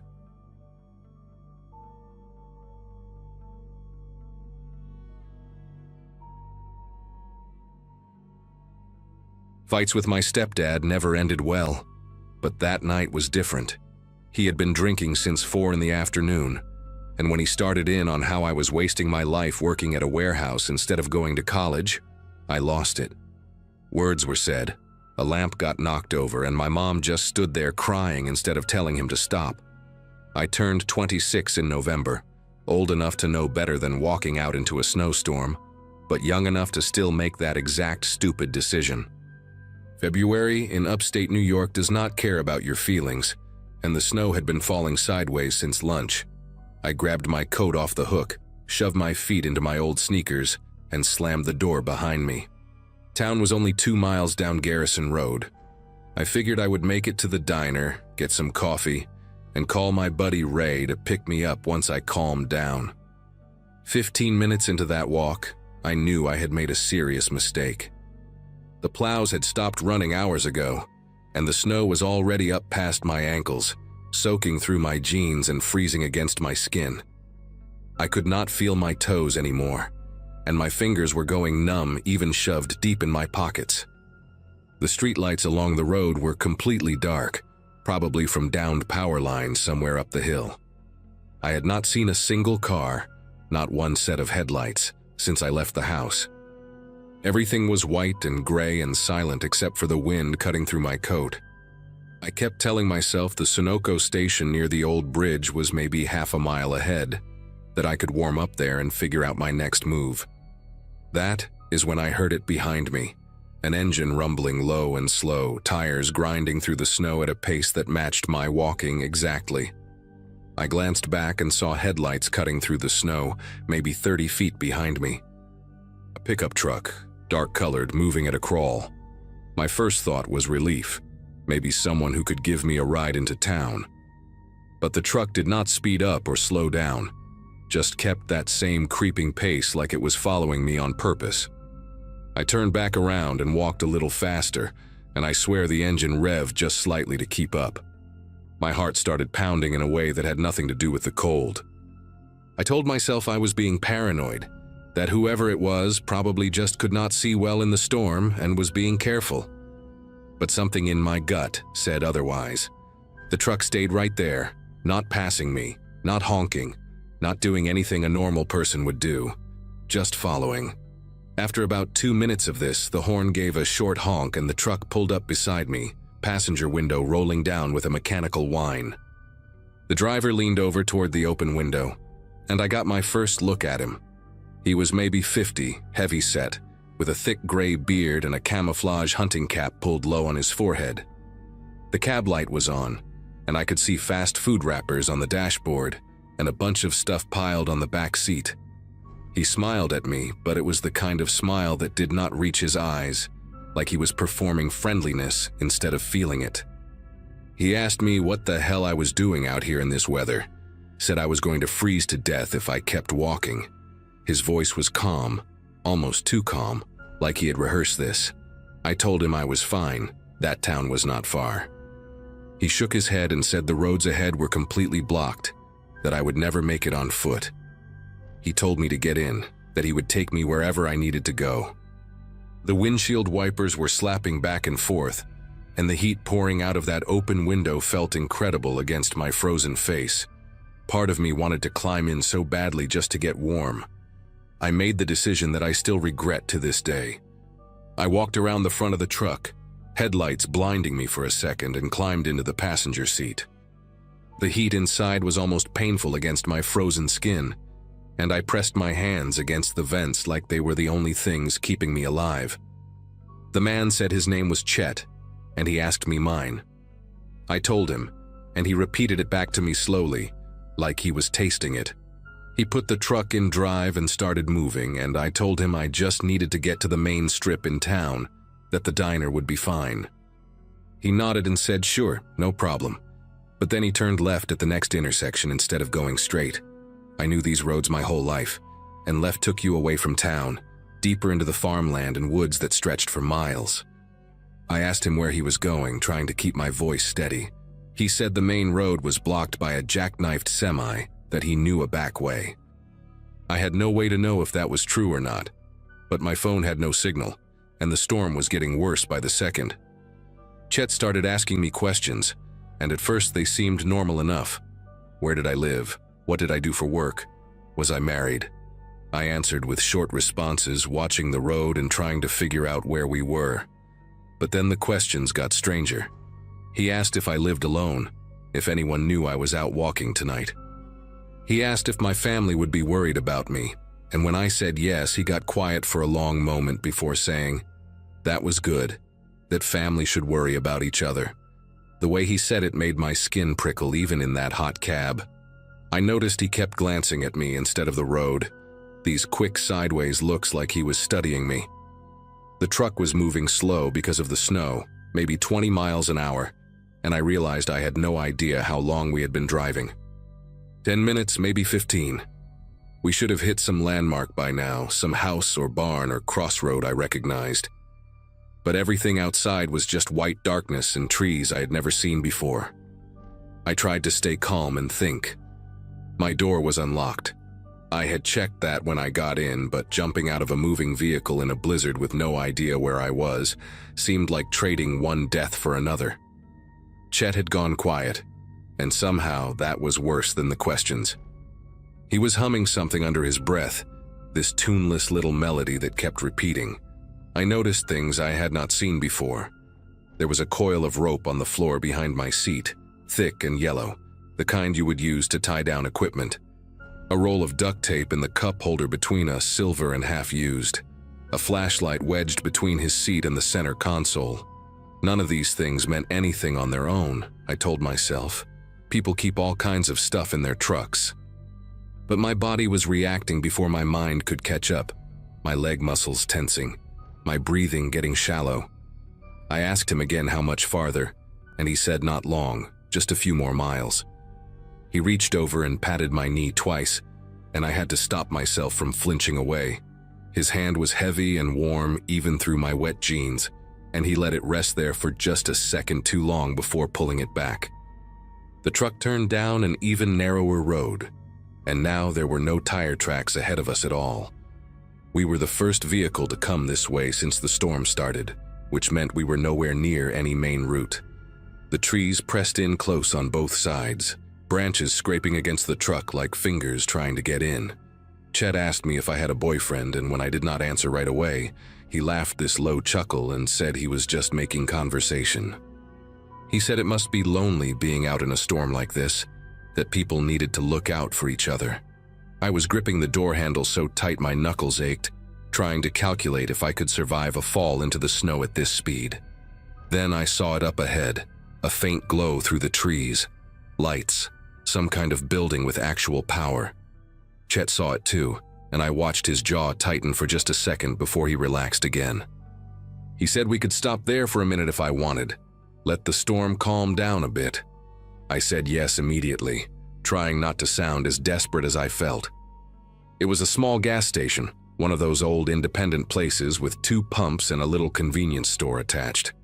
The lights were on inside, and I could see someone moving behind the counter through the foggy window. Chet pulled up next to the pumps but did not turn off the engine. He said he would wait here, that I should go in and warm up for a minute, use the bathroom if I needed to. The way he said it made it clear he expected me to come back out. I nodded and opened the door, and the cold hit me like a punch after all that time in the heated cab. I walked toward the store entrance, forcing myself not to run, not to look back. I could feel his eyes on me the whole way. The bell above the door jingled when I pushed it open, and the warmth inside smelled like coffee and hot dogs turning on those metal rollers. There was a woman behind the counter, maybe 60 years old, with reading glasses pushed up on her gray hair. She looked up at me and her expression changed when she saw my face. I must have looked terrified because she immediately asked if I was okay. I told her I needed help, that the man outside had picked me up, and I did not feel safe. The words came out in a rush, my voice cracking. She did not hesitate. did not ask me if I was sure or tell me I was overreacting. She just reached under the counter and pulled out a cordless phone, then pointed to a door behind the chip display and told me to go back there and stay put. I heard her pick up the phone and start dialing as I walked to the back. The room was a tiny office, just a desk covered in papers and a chair with a ripped cushion. There was a small window near the ceiling, and I looked out and could see the truck still sitting there. Engine running, exhaust rising white into the storm. Chet was not looking at the store. He was looking down at something in his lap, maybe his phone. I waited there in that cold little room, shaking from more than just the temperature, watching that truck and praying he would not come inside looking for me. 5 minutes passed, then 10. The woman came to the door and told me she had called the sheriff, that someone was on the way even though it might take a while because of the roads. She asked if I wanted coffee, and I almost started crying at how kind she was being. I kept watching through that little window. Chet just sat there in his truck for what felt like forever. Engine still running, wipers still going. Then, after maybe 15 minutes, I saw the cab light come on. He was looking toward the store now, and even from that distance and through the snow, I could tell he was not happy. He sat there another minute or two, just staring at the building, and I stepped back from the window even though I knew he probably could not see me. Then the brake lights flashed. He put the truck in reverse and he pulled out of the lot. I watched those red taillights disappear into the white until I could not see them anymore. My legs gave out and I sat down hard on that old office chair. And that is when I finally let myself cry. The sheriff's deputy arrived about 40 minutes later, a younger guy named Whelan, who took my statement and drove me home himself. He told me they would look into it, try to find a truck matching that description. I gave him every detail I could remember: the camouflage hat, the gray beard, the fast food wrappers, the yellow rope, all of it. He nodded and wrote everything down, but I could tell from his face that he was not hopeful. A dark pickup truck in rural New York in winter. That could be half the county. They never found him, as far as I know. I called the sheriff's office a few times over the next month, but there were no leads, no similar reports, nothing. Sometimes I wonder if Chet was even his real name. I think about that night more than I should, especially when it snows. I think about what would have happened if that gas station had lost power like everywhere else, if there had been no lights to see through the trees. I think about where that road was taking me, and I know in my gut I was not meant to reach the end of it. The woman at the gas station, her name was Beverly, and I went back a week later to thank her properly. She told me I did the right thing trusting my instincts, that too many people ignore that voice in their head telling them something is wrong. I have not ignored it since.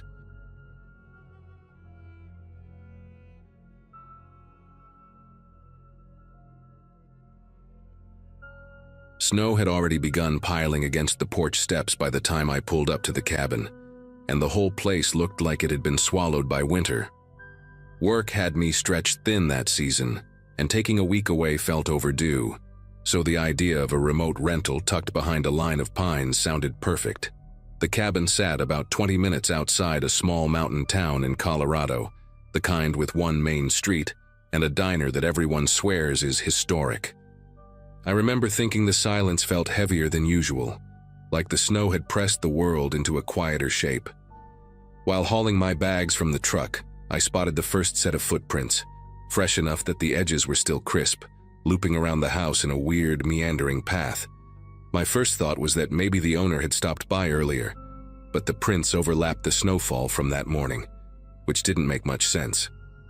The sight lingered with me as I unlocked the door and stepped inside. The cabin had that rented out too many times vibe, mismatched furniture and a faint smell of old firewood, but it felt warm enough. I set my stuff down, gave the place a quick look, and started noticing little details that nudged me in the ribs. A wooden chair sat a few feet away from the kitchen table, angled toward the window like someone had been watching the yard. A half-burned match rested near the rug, just sitting there as if whoever used it didn't care to clean up, and a couple of canned soups I'd seen listed in the inventory were missing from the pantry shelf. It wasn't dramatic, but it was just specific enough to make me second-guess the empty cabin vibe. I told myself someone must have sheltered here recently. Happens all the time in these remote spots, and figured they moved on once the storm warnings rolled in. Still, the place didn't feel like it had been empty for long. The storm outside picked up speed fast, pushing snow against the windows until only faint shapes of the forest remained. With no cell signal and the nearest neighbor half a mile down the road, settling in felt like trying to relax inside a sealed box. I checked every room to calm my nerves. Everything was normal until I went upstairs and found the door at the end of the hall refusing to budge. It wasn't locked in the usual way. No keyhole, no latch, just wouldn't move, as if someone had shoved something heavy against it from the inside. I leaned my ear against the wood, heard nothing, and told myself the old frame had probably swollen from the cold. But that explanation didn't sit right. The door looked used recently, smudges on the paint, faint marks near the handle. It gave me a feeling I couldn't quite name, something that made me rethink spending the night there alone. As darkness settled, the storm swallowed whatever sound normally lived in the trees. I made a simple dinner, tried to distract myself with a book, and kept convincing my brain that the cabin was safe. The wind rattled the siding and whistled through gaps near the windows, and for a while, those noises explained everything. But close to midnight, just when I finally relaxed a little, a soft creak drifted down from upstairs. It wasn't the settling kind. The sound had weight, pacing, like someone shifting their balance on an old plank. I sat there staring at the ceiling, counting the seconds between each tiny groan of wood. Every few minutes, another one followed, faint and deliberate. The closed-off room, the footprints, the signs of someone eating and sitting here. It all tangled together in my head, and the cabin didn't feel remote anymore. It felt occupied. The next creak came while I was halfway through convincing myself it might be a tree branch brushing the siding. This one had a slow rise and fall to it, the kind of noise a floor makes when someone shifts their weight from one foot to the other.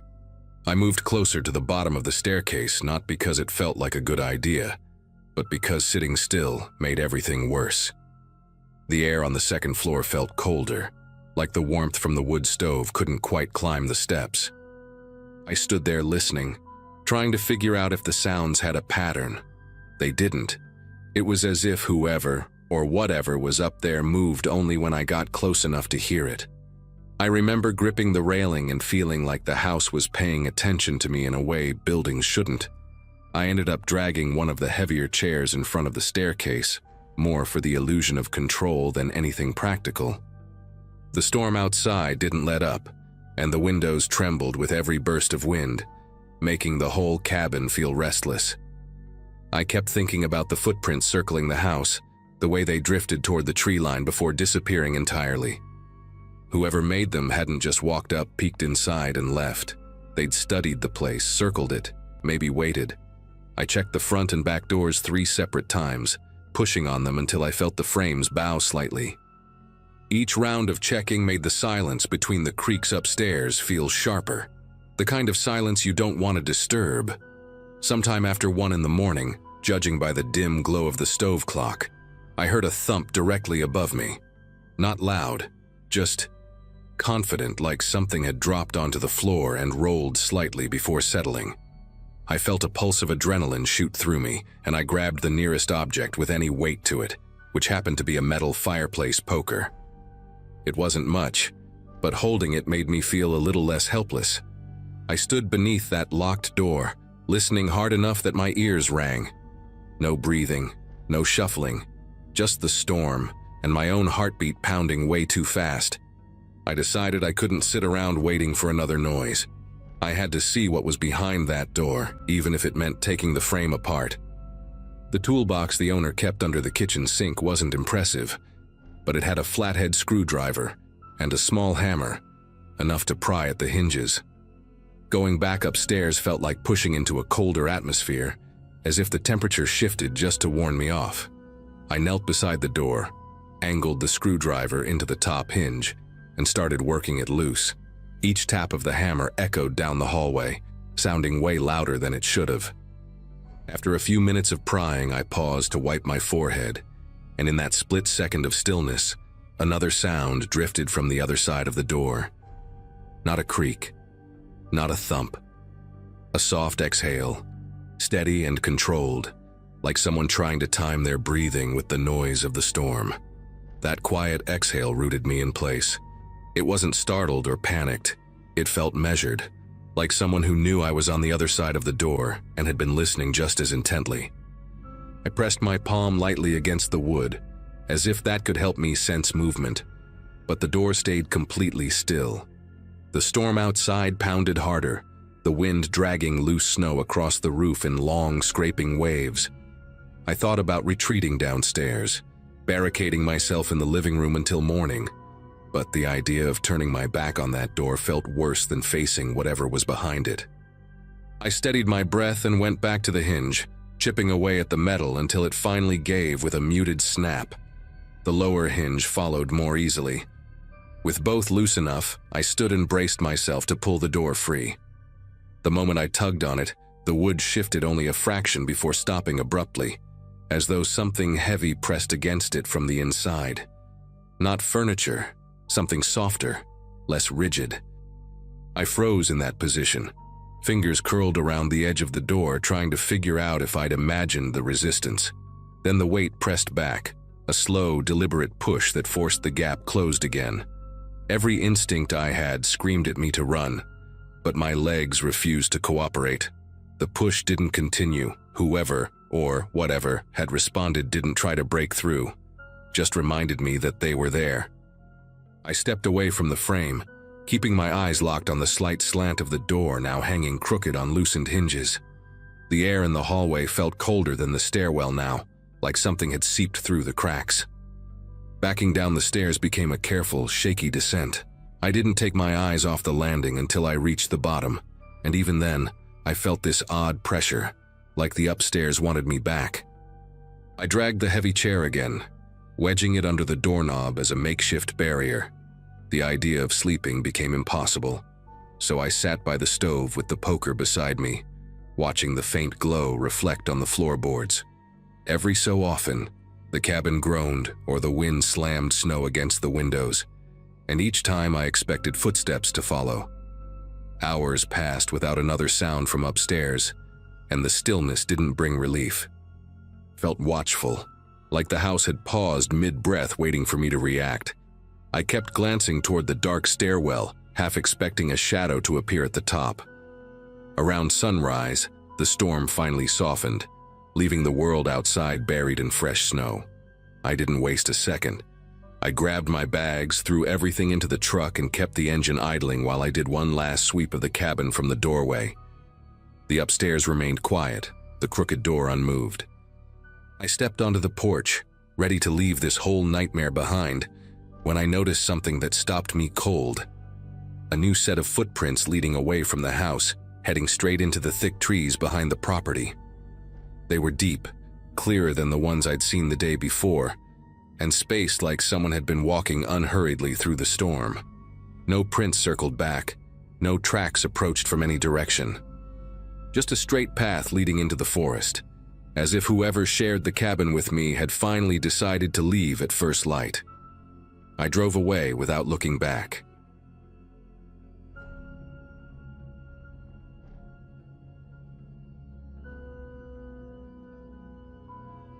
Snowstorms never used to bother me, at least not back when I worked late shifts and was used to driving through just about anything. That day, though, the sky had turned into this churning white wall that felt almost unreal, like someone had shaken a giant snow globe and forgotten to stop. I had just left a small office complex on the edge of town, where I'd been filling in for a coworker, and the wind was coming in sharp bursts that pushed against the side of my SUV hard enough to make it sway. By the time I reached the main road, I could barely make out the traffic lights through the swirling snow. Visibility dropped so fast it felt like the world beyond my windshield had simply dissolved, leaving me in this strange, muffled bubble of white noise.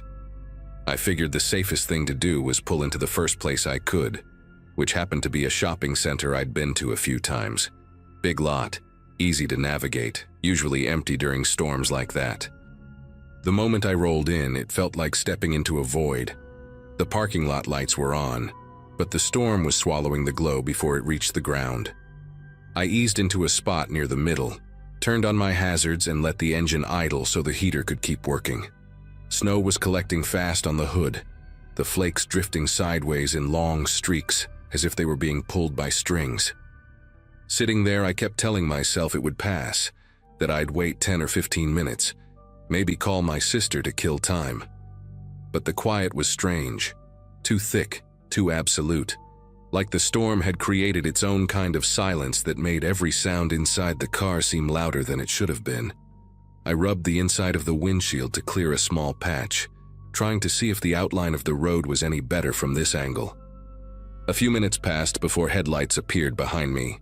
Vague at first through the heavy curtain of snow, they grew more defined, cutting slow arcs of light across the drifts, and then a dark sedan pulled into the lot. At first, I didn't think much of it. Maybe someone else was doing the same thing I was, waiting it out. But the car didn't park normally. It rolled in behind me and stopped at an angle that made my rear-view mirror fill entirely with its headlights. I could feel the brightness pressing against the back of my eyes even when I looked away. It wasn't close enough to tap my bumper, but near enough that I knew I couldn't back out. I waited for the driver to adjust, to pull into one of the dozens of empty spaces around us. But the sedan just stayed there, engine humming steadily, lights cutting perfectly through the storm. After a minute of that, unease started to crawl up my spine. I told myself I was overthinking it, that maybe the driver couldn't see well enough to pull into a spot, or maybe they were waiting for someone in one of the stores. I shifted into drive, planning to move to a different part of the lot, just to have some breathing room. As I rolled forward, the snow under my tires made that crunching sound that only deep drifts make, and I had to steer carefully to keep from sliding. I rounded the next lane and picked a spot near the far end where the lot met a row of dead shrubs. When I glanced in the mirror, I expected to see nothing but swirling white. Instead, the sedan was turning the corner, following my path with this slow, deliberate motion that made the hair on the back of my neck raise. It wasn't slipping, not even a little, while my SUV felt like it was skating on glass. I tried telling myself that maybe the driver had the same idea I did, that they were just trying to find a spot where the wind wasn't hammering the side of their car. But when I pulled into another row and angled myself toward the plowed center lane, the sedan adjusted in perfect sync, gliding behind me with this steady pace that felt intentional. The snow was thick enough that my headlights caught every flake in a frantic blur, yet the sedan's beams cut through the storm like nothing was touching them. I eased forward again, and the tires on my SUV slipped just enough to make the steering wheel shudder. The other car, though, moved with this unsettling precision. No fishtailing, no hesitation, as if the pavement beneath it wasn't buried under inches of ice. I shifted lanes abruptly, hoping to shake whatever this was, but the sedan mirrored my turn with a kind of slow persistence that made my mouth go dry. Trying not to panic, I looped around the lot toward the exit, but the snow was now blowing in such heavy sheets that the street beyond looked completely erased. The wind howled across the asphalt, lifting powder into swirling shapes that darted between the light poles like restless shadows.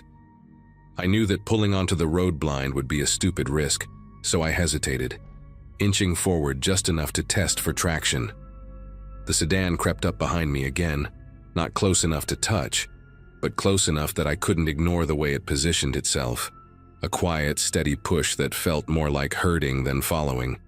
I backed away from the exit, hoping to buy myself a better angle, and the sedan drifted backward too, perfectly aligned with my movements. Something about that coordination made my whole body tighten with unease. I cut sharply into another lane, this time accelerating a bit harder than before, letting the back end slide until I corrected it. The sedan followed with the same agonizingly slow crawl, never speeding up, never struggling with the ice. The distance between us stayed exactly the same, like the driver was measuring it with invisible markers. The deeper I went into the lot, the less plowed the lanes became, and soon my tires were crunching through untouched snow that reached almost halfway up the bumper. The wind whipped the loose powder into spiraling waves, and my headlights caught the outlines of parking barriers buried beneath drifting mounds. Every turn felt like stepping deeper into a maze that someone else understood far better than I did. And still, the sedan advanced, patient and intentional. The moment I realized the driver wasn't just following me, but actually steering me somewhere hit me hard. Each time I tried to angle back toward the center of the lot, the sedan would shift just slightly, placing itself in a way that nudged me toward the outer edges, the places where the drifts were thickest and the plows hadn't touched. My tires began to sink into the softer snow, losing grip more quickly. I could feel the SUV laboring, the engine giving a low, strained groan as the wheels churned and slipped. The sedan maintained that same unnerving glide, always keeping itself clear of the deeper snow, always pushing me a bit farther from the safe, lit middle of the parking lot. There were no other cars, no silhouettes of people, just the storm and that dark shape behind me, using the white out like a curtain to hide whatever the driver had planned. I swung the wheel hard and tried cutting across 2 lanes at once, hoping momentum would carry me back toward the plowed section, but the snow grabbed at the tires like wet cement. The SUV lurched, then dragged sideways, and I had to feather the accelerator just to keep it from getting swallowed by the drift. Through the blur on my rear window, the sedan eased into view again, keeping the same deliberate pace as if nothing about the storm applied to it. The lights from the shopping center cast faint halos across the snow, but the sedan's shape absorbed most of it, turning into this low, steady outline that never faltered. Every time I tried adjusting, it answered with a quiet repositioning that cornered me a little more. The thought that this person wasn't improvising, that they had patience and a plan, settled heavily in my chest. I tried honking, hoping the noise would cut through the storm and maybe draw attention from someone inside one of the stores, even if they were closed. But the wind swallowed the sound almost instantly. I glanced toward the row of buildings, expecting at least a flicker of movement or a door opening, but nothing shifted. The storm had erased every sign of life. I shifted the SUV into reverse, trying to angle away from the deepest part of the lot, and the tires spun with a gritty whir before finally catching. As soon as I moved, the sedan drifted sideways in a wide arc, cutting off the only path that wasn't buried in snow. It didn't rush, didn't jerk forward, just eased into place with absolute control. It felt like the driver knew exactly how hard the storm was hitting me, and exactly how little it was affecting them. A surge of frustration mixed with fear, and I pressed the accelerator harder than I meant to. The SUV jerked forward, bouncing slightly as the front wheels rolled over a mound of packed snow. I aimed toward a narrow corridor between 2 long banks, thinking the sedan wouldn't risk getting stuck there. The wind pushed against the side of the SUV, and for a moment all I could see were streaks of white slashing across the windshield. When the snow thinned enough to reveal the lot again, the sedan was already repositioning, slowly pivoting as if anticipating my route. Its headlights swept across the drifts but never wavered. I kept expecting to see a slip, a skid, anything that proved the driver was dealing with the same conditions I was. But the sedan moved almost like it had its own traction, its own rules, its own quiet confidence in the storm. As I neared the narrow corridor, the snow piled higher than I'd realized, reaching nearly to the grill. I knew if I went any farther, the SUV might bottom out, and then I'd be truly stuck with nowhere to go. The sedan crept closer, not speeding up but tightening the distance in a way that drained the little room I had left. The air in the car felt heavy, like it was pressing inward with the same density as the storm outside. I kept scanning for an opening, a break in the drifts, a clearer path, anything. But the sedan angled itself to cut off every option. It wasn't chasing anymore, it was corralling, positioning, closing the circle one careful adjustment at a time. And the terrifying part wasn't the storm or the isolation. It was realizing that whoever was inside that car had chosen me, specifically, and wasn't waiting for visibility to improve. They were waiting for me to run out of space. I stopped trying to outmaneuver the sedan, and focused instead on keeping the engine running. The wind buffeted the SUV so hard it made the windows tremble, and snow piled against the doors like it was trying to bury me in place. The sedan crept closer until its headlights filled the back window again, bright enough to wash the interior in a pale glow. I could see the shape of the driver only as a dark silhouette, sitting unnervingly still. No gestures, no attempts to communicate. Just that unmoving outline watching through the glass. My pulse hammered as I realized the storm had given them exactly what they needed.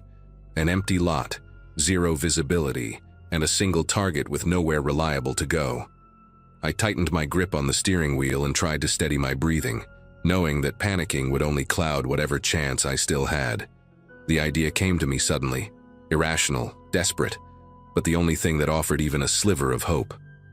If I could reverse straight toward the sedan, not to hit it but to force it to shift position, maybe I could create just enough space to swing around and get back to the plowed section.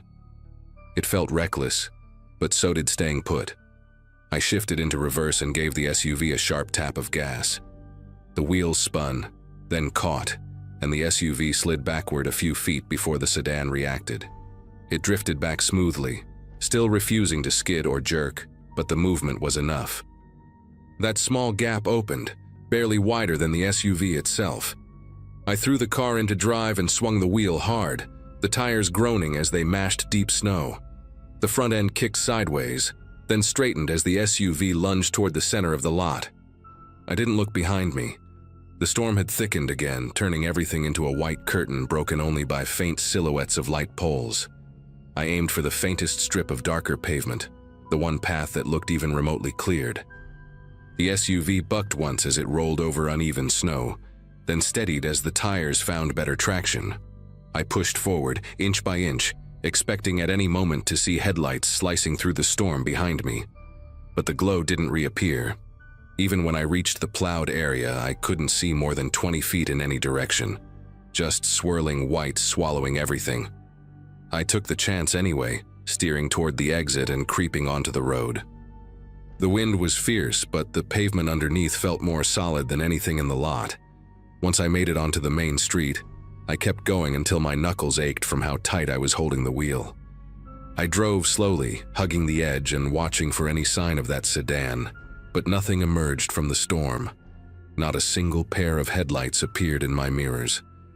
When I finally reached a gas station with lights bright enough to cut through the haze, I pulled in and parked under the canopy. I stayed there until the storm eased up, long after the SUV's heater had dried my coat and melted the snow on my boots. No one else ever pulled into the lot behind me. To this day, I don't know if the sedan stayed in that shopping center or vanished the moment I left, but I never forgot how deliberately it moved, how silently it closed in, and how the storm felt less like weather and more like someone's cover for something I was never meant to understand.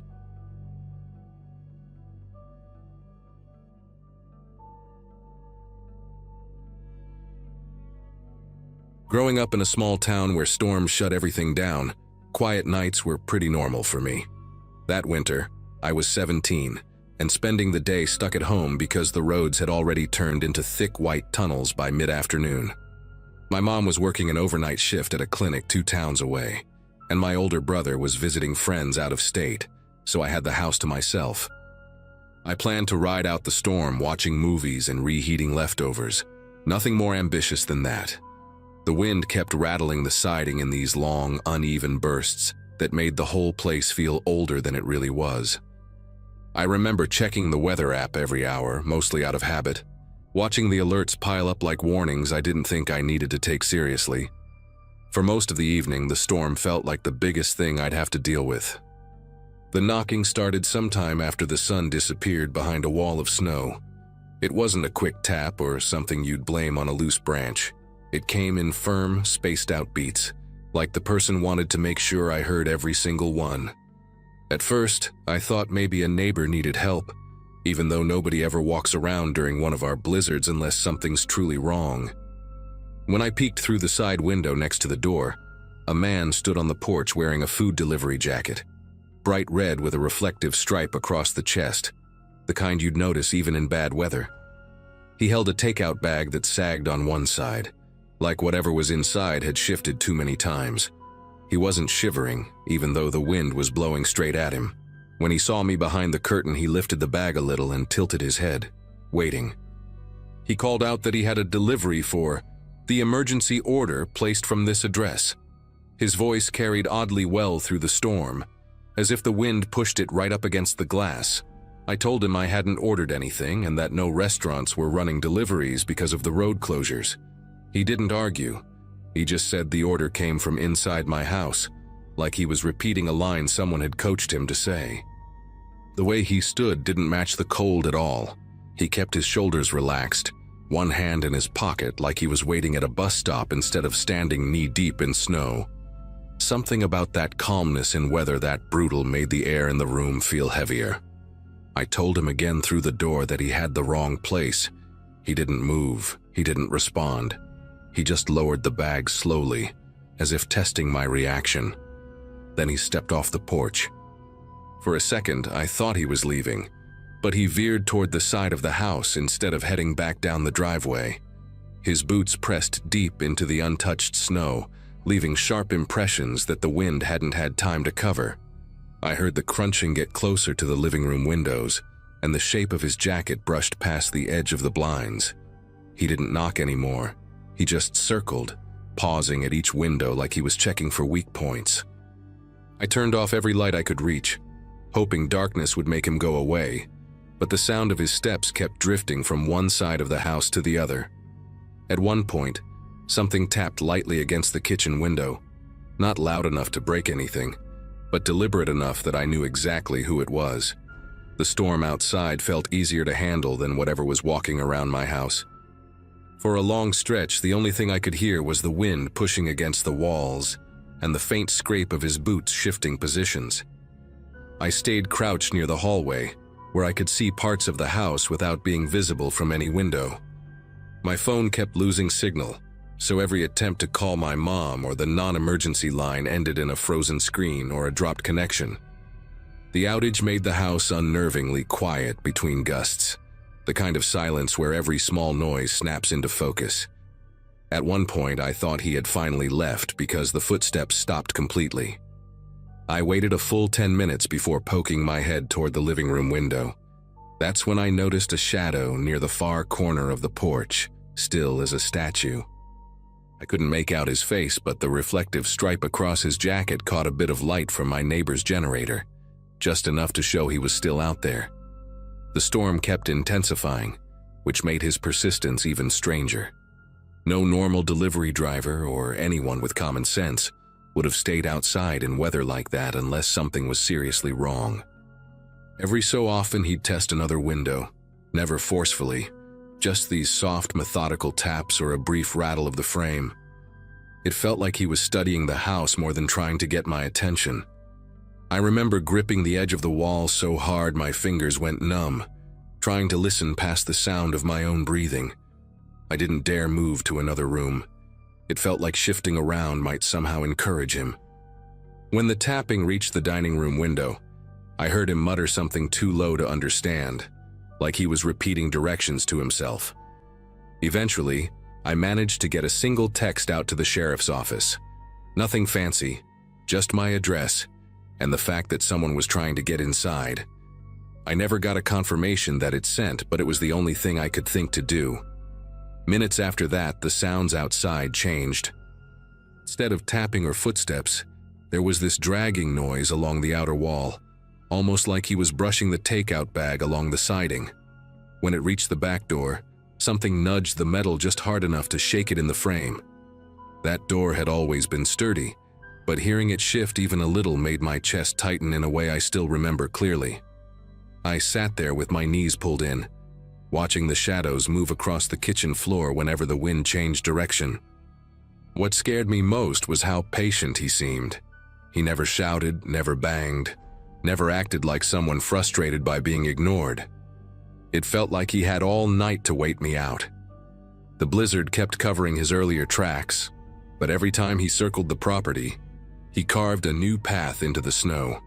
I stopped trying to follow his movements and just waited, hoping that help was actually on the way. After what felt like hours, I heard the distant rumble of an engine. Slow, heavy, the kind of sound that didn't belong to a normal car. The noise made him pause. I could tell by the sudden stillness outside the kitchen window. For the first time since he arrived, he stepped back, retreating toward the edge of the yard. I didn't move until the engine grew loud enough to shake the floorboards. 2 deputies showed up in a patrol truck outfitted for heavy snow, their headlights cutting long, pale arcs across the yard. When they got out, the man in the delivery jacket didn't run, not right away. He lingered near the tree line as if weighing his options, the takeout bag still hanging loosely from his hand. One of the deputies called out to him, and instead of answering, he turned and disappeared into the whiteout so smoothly, it looked like the storm swallowed him whole. They didn't bother chasing him. Visibility was too poor, and they were more focused on checking the house and making sure I was all right. When I opened the door for them, the blast of cold air felt almost unreal after so many hours of being trapped in that dim, silent house. They walked the perimeter while I waited just inside the entryway, watching their flashlights sweep across the snow. The storm had buried most of the earlier footprints, but a few deeper impressions showed where he'd circled over and over again. The deputies noticed something else too, prints leading up to windows I hadn't even realized he checked, including the small basement one I always forget exists. The delivery jacket bothered them immediately because they knew every restaurant for miles had shut down before the roads became impassable. One of them asked if he'd given a name or mentioned any kind of mix-up, but the only thing he ever claimed was that someone inside placed an emergency order. Hearing that phrase repeated by someone else made it sound even stranger than when he'd said it himself. They stayed with me until the storm eased enough for their dispatcher to confirm other reports. Apparently a man wearing various delivery jackets, different colors, different brands, had tried approaching several houses that night. In some of those cases, homeowners heard him trying door handles or sliding something along the window frames. Nobody had opened their doors either, mostly because nobody was expecting food in the middle of a blizzard. The deputies suspected he'd been targeting places where cars were gone or lights were low, hoping someone might panic and let him inside. Knowing it wasn't just me he approached made the whole situation feel bigger than a random misunderstanding, like he'd planned a route through the storm. By morning, the snow had settled, and the world outside looked clean and untouched, as if nothing had happened. But their tire tracks and the faint remains of his footprints were enough to remind me otherwise. The sheriff's office never caught him, at least not that I ever heard. Still, after that night my mom replaced every lock, added motion lights, and had me keep the house phone plugged in at all times. The deputies told us I'd done the right thing by refusing to open the door, especially with someone impersonating multiple delivery services. Even now, whenever a winter storm rolls in, I can't help glancing at the windows more than I need to, listening for sounds I hope I never hear again. Nothing like that has happened since, but the memory of that man calmly circling our house will probably stay with me for the rest of my life.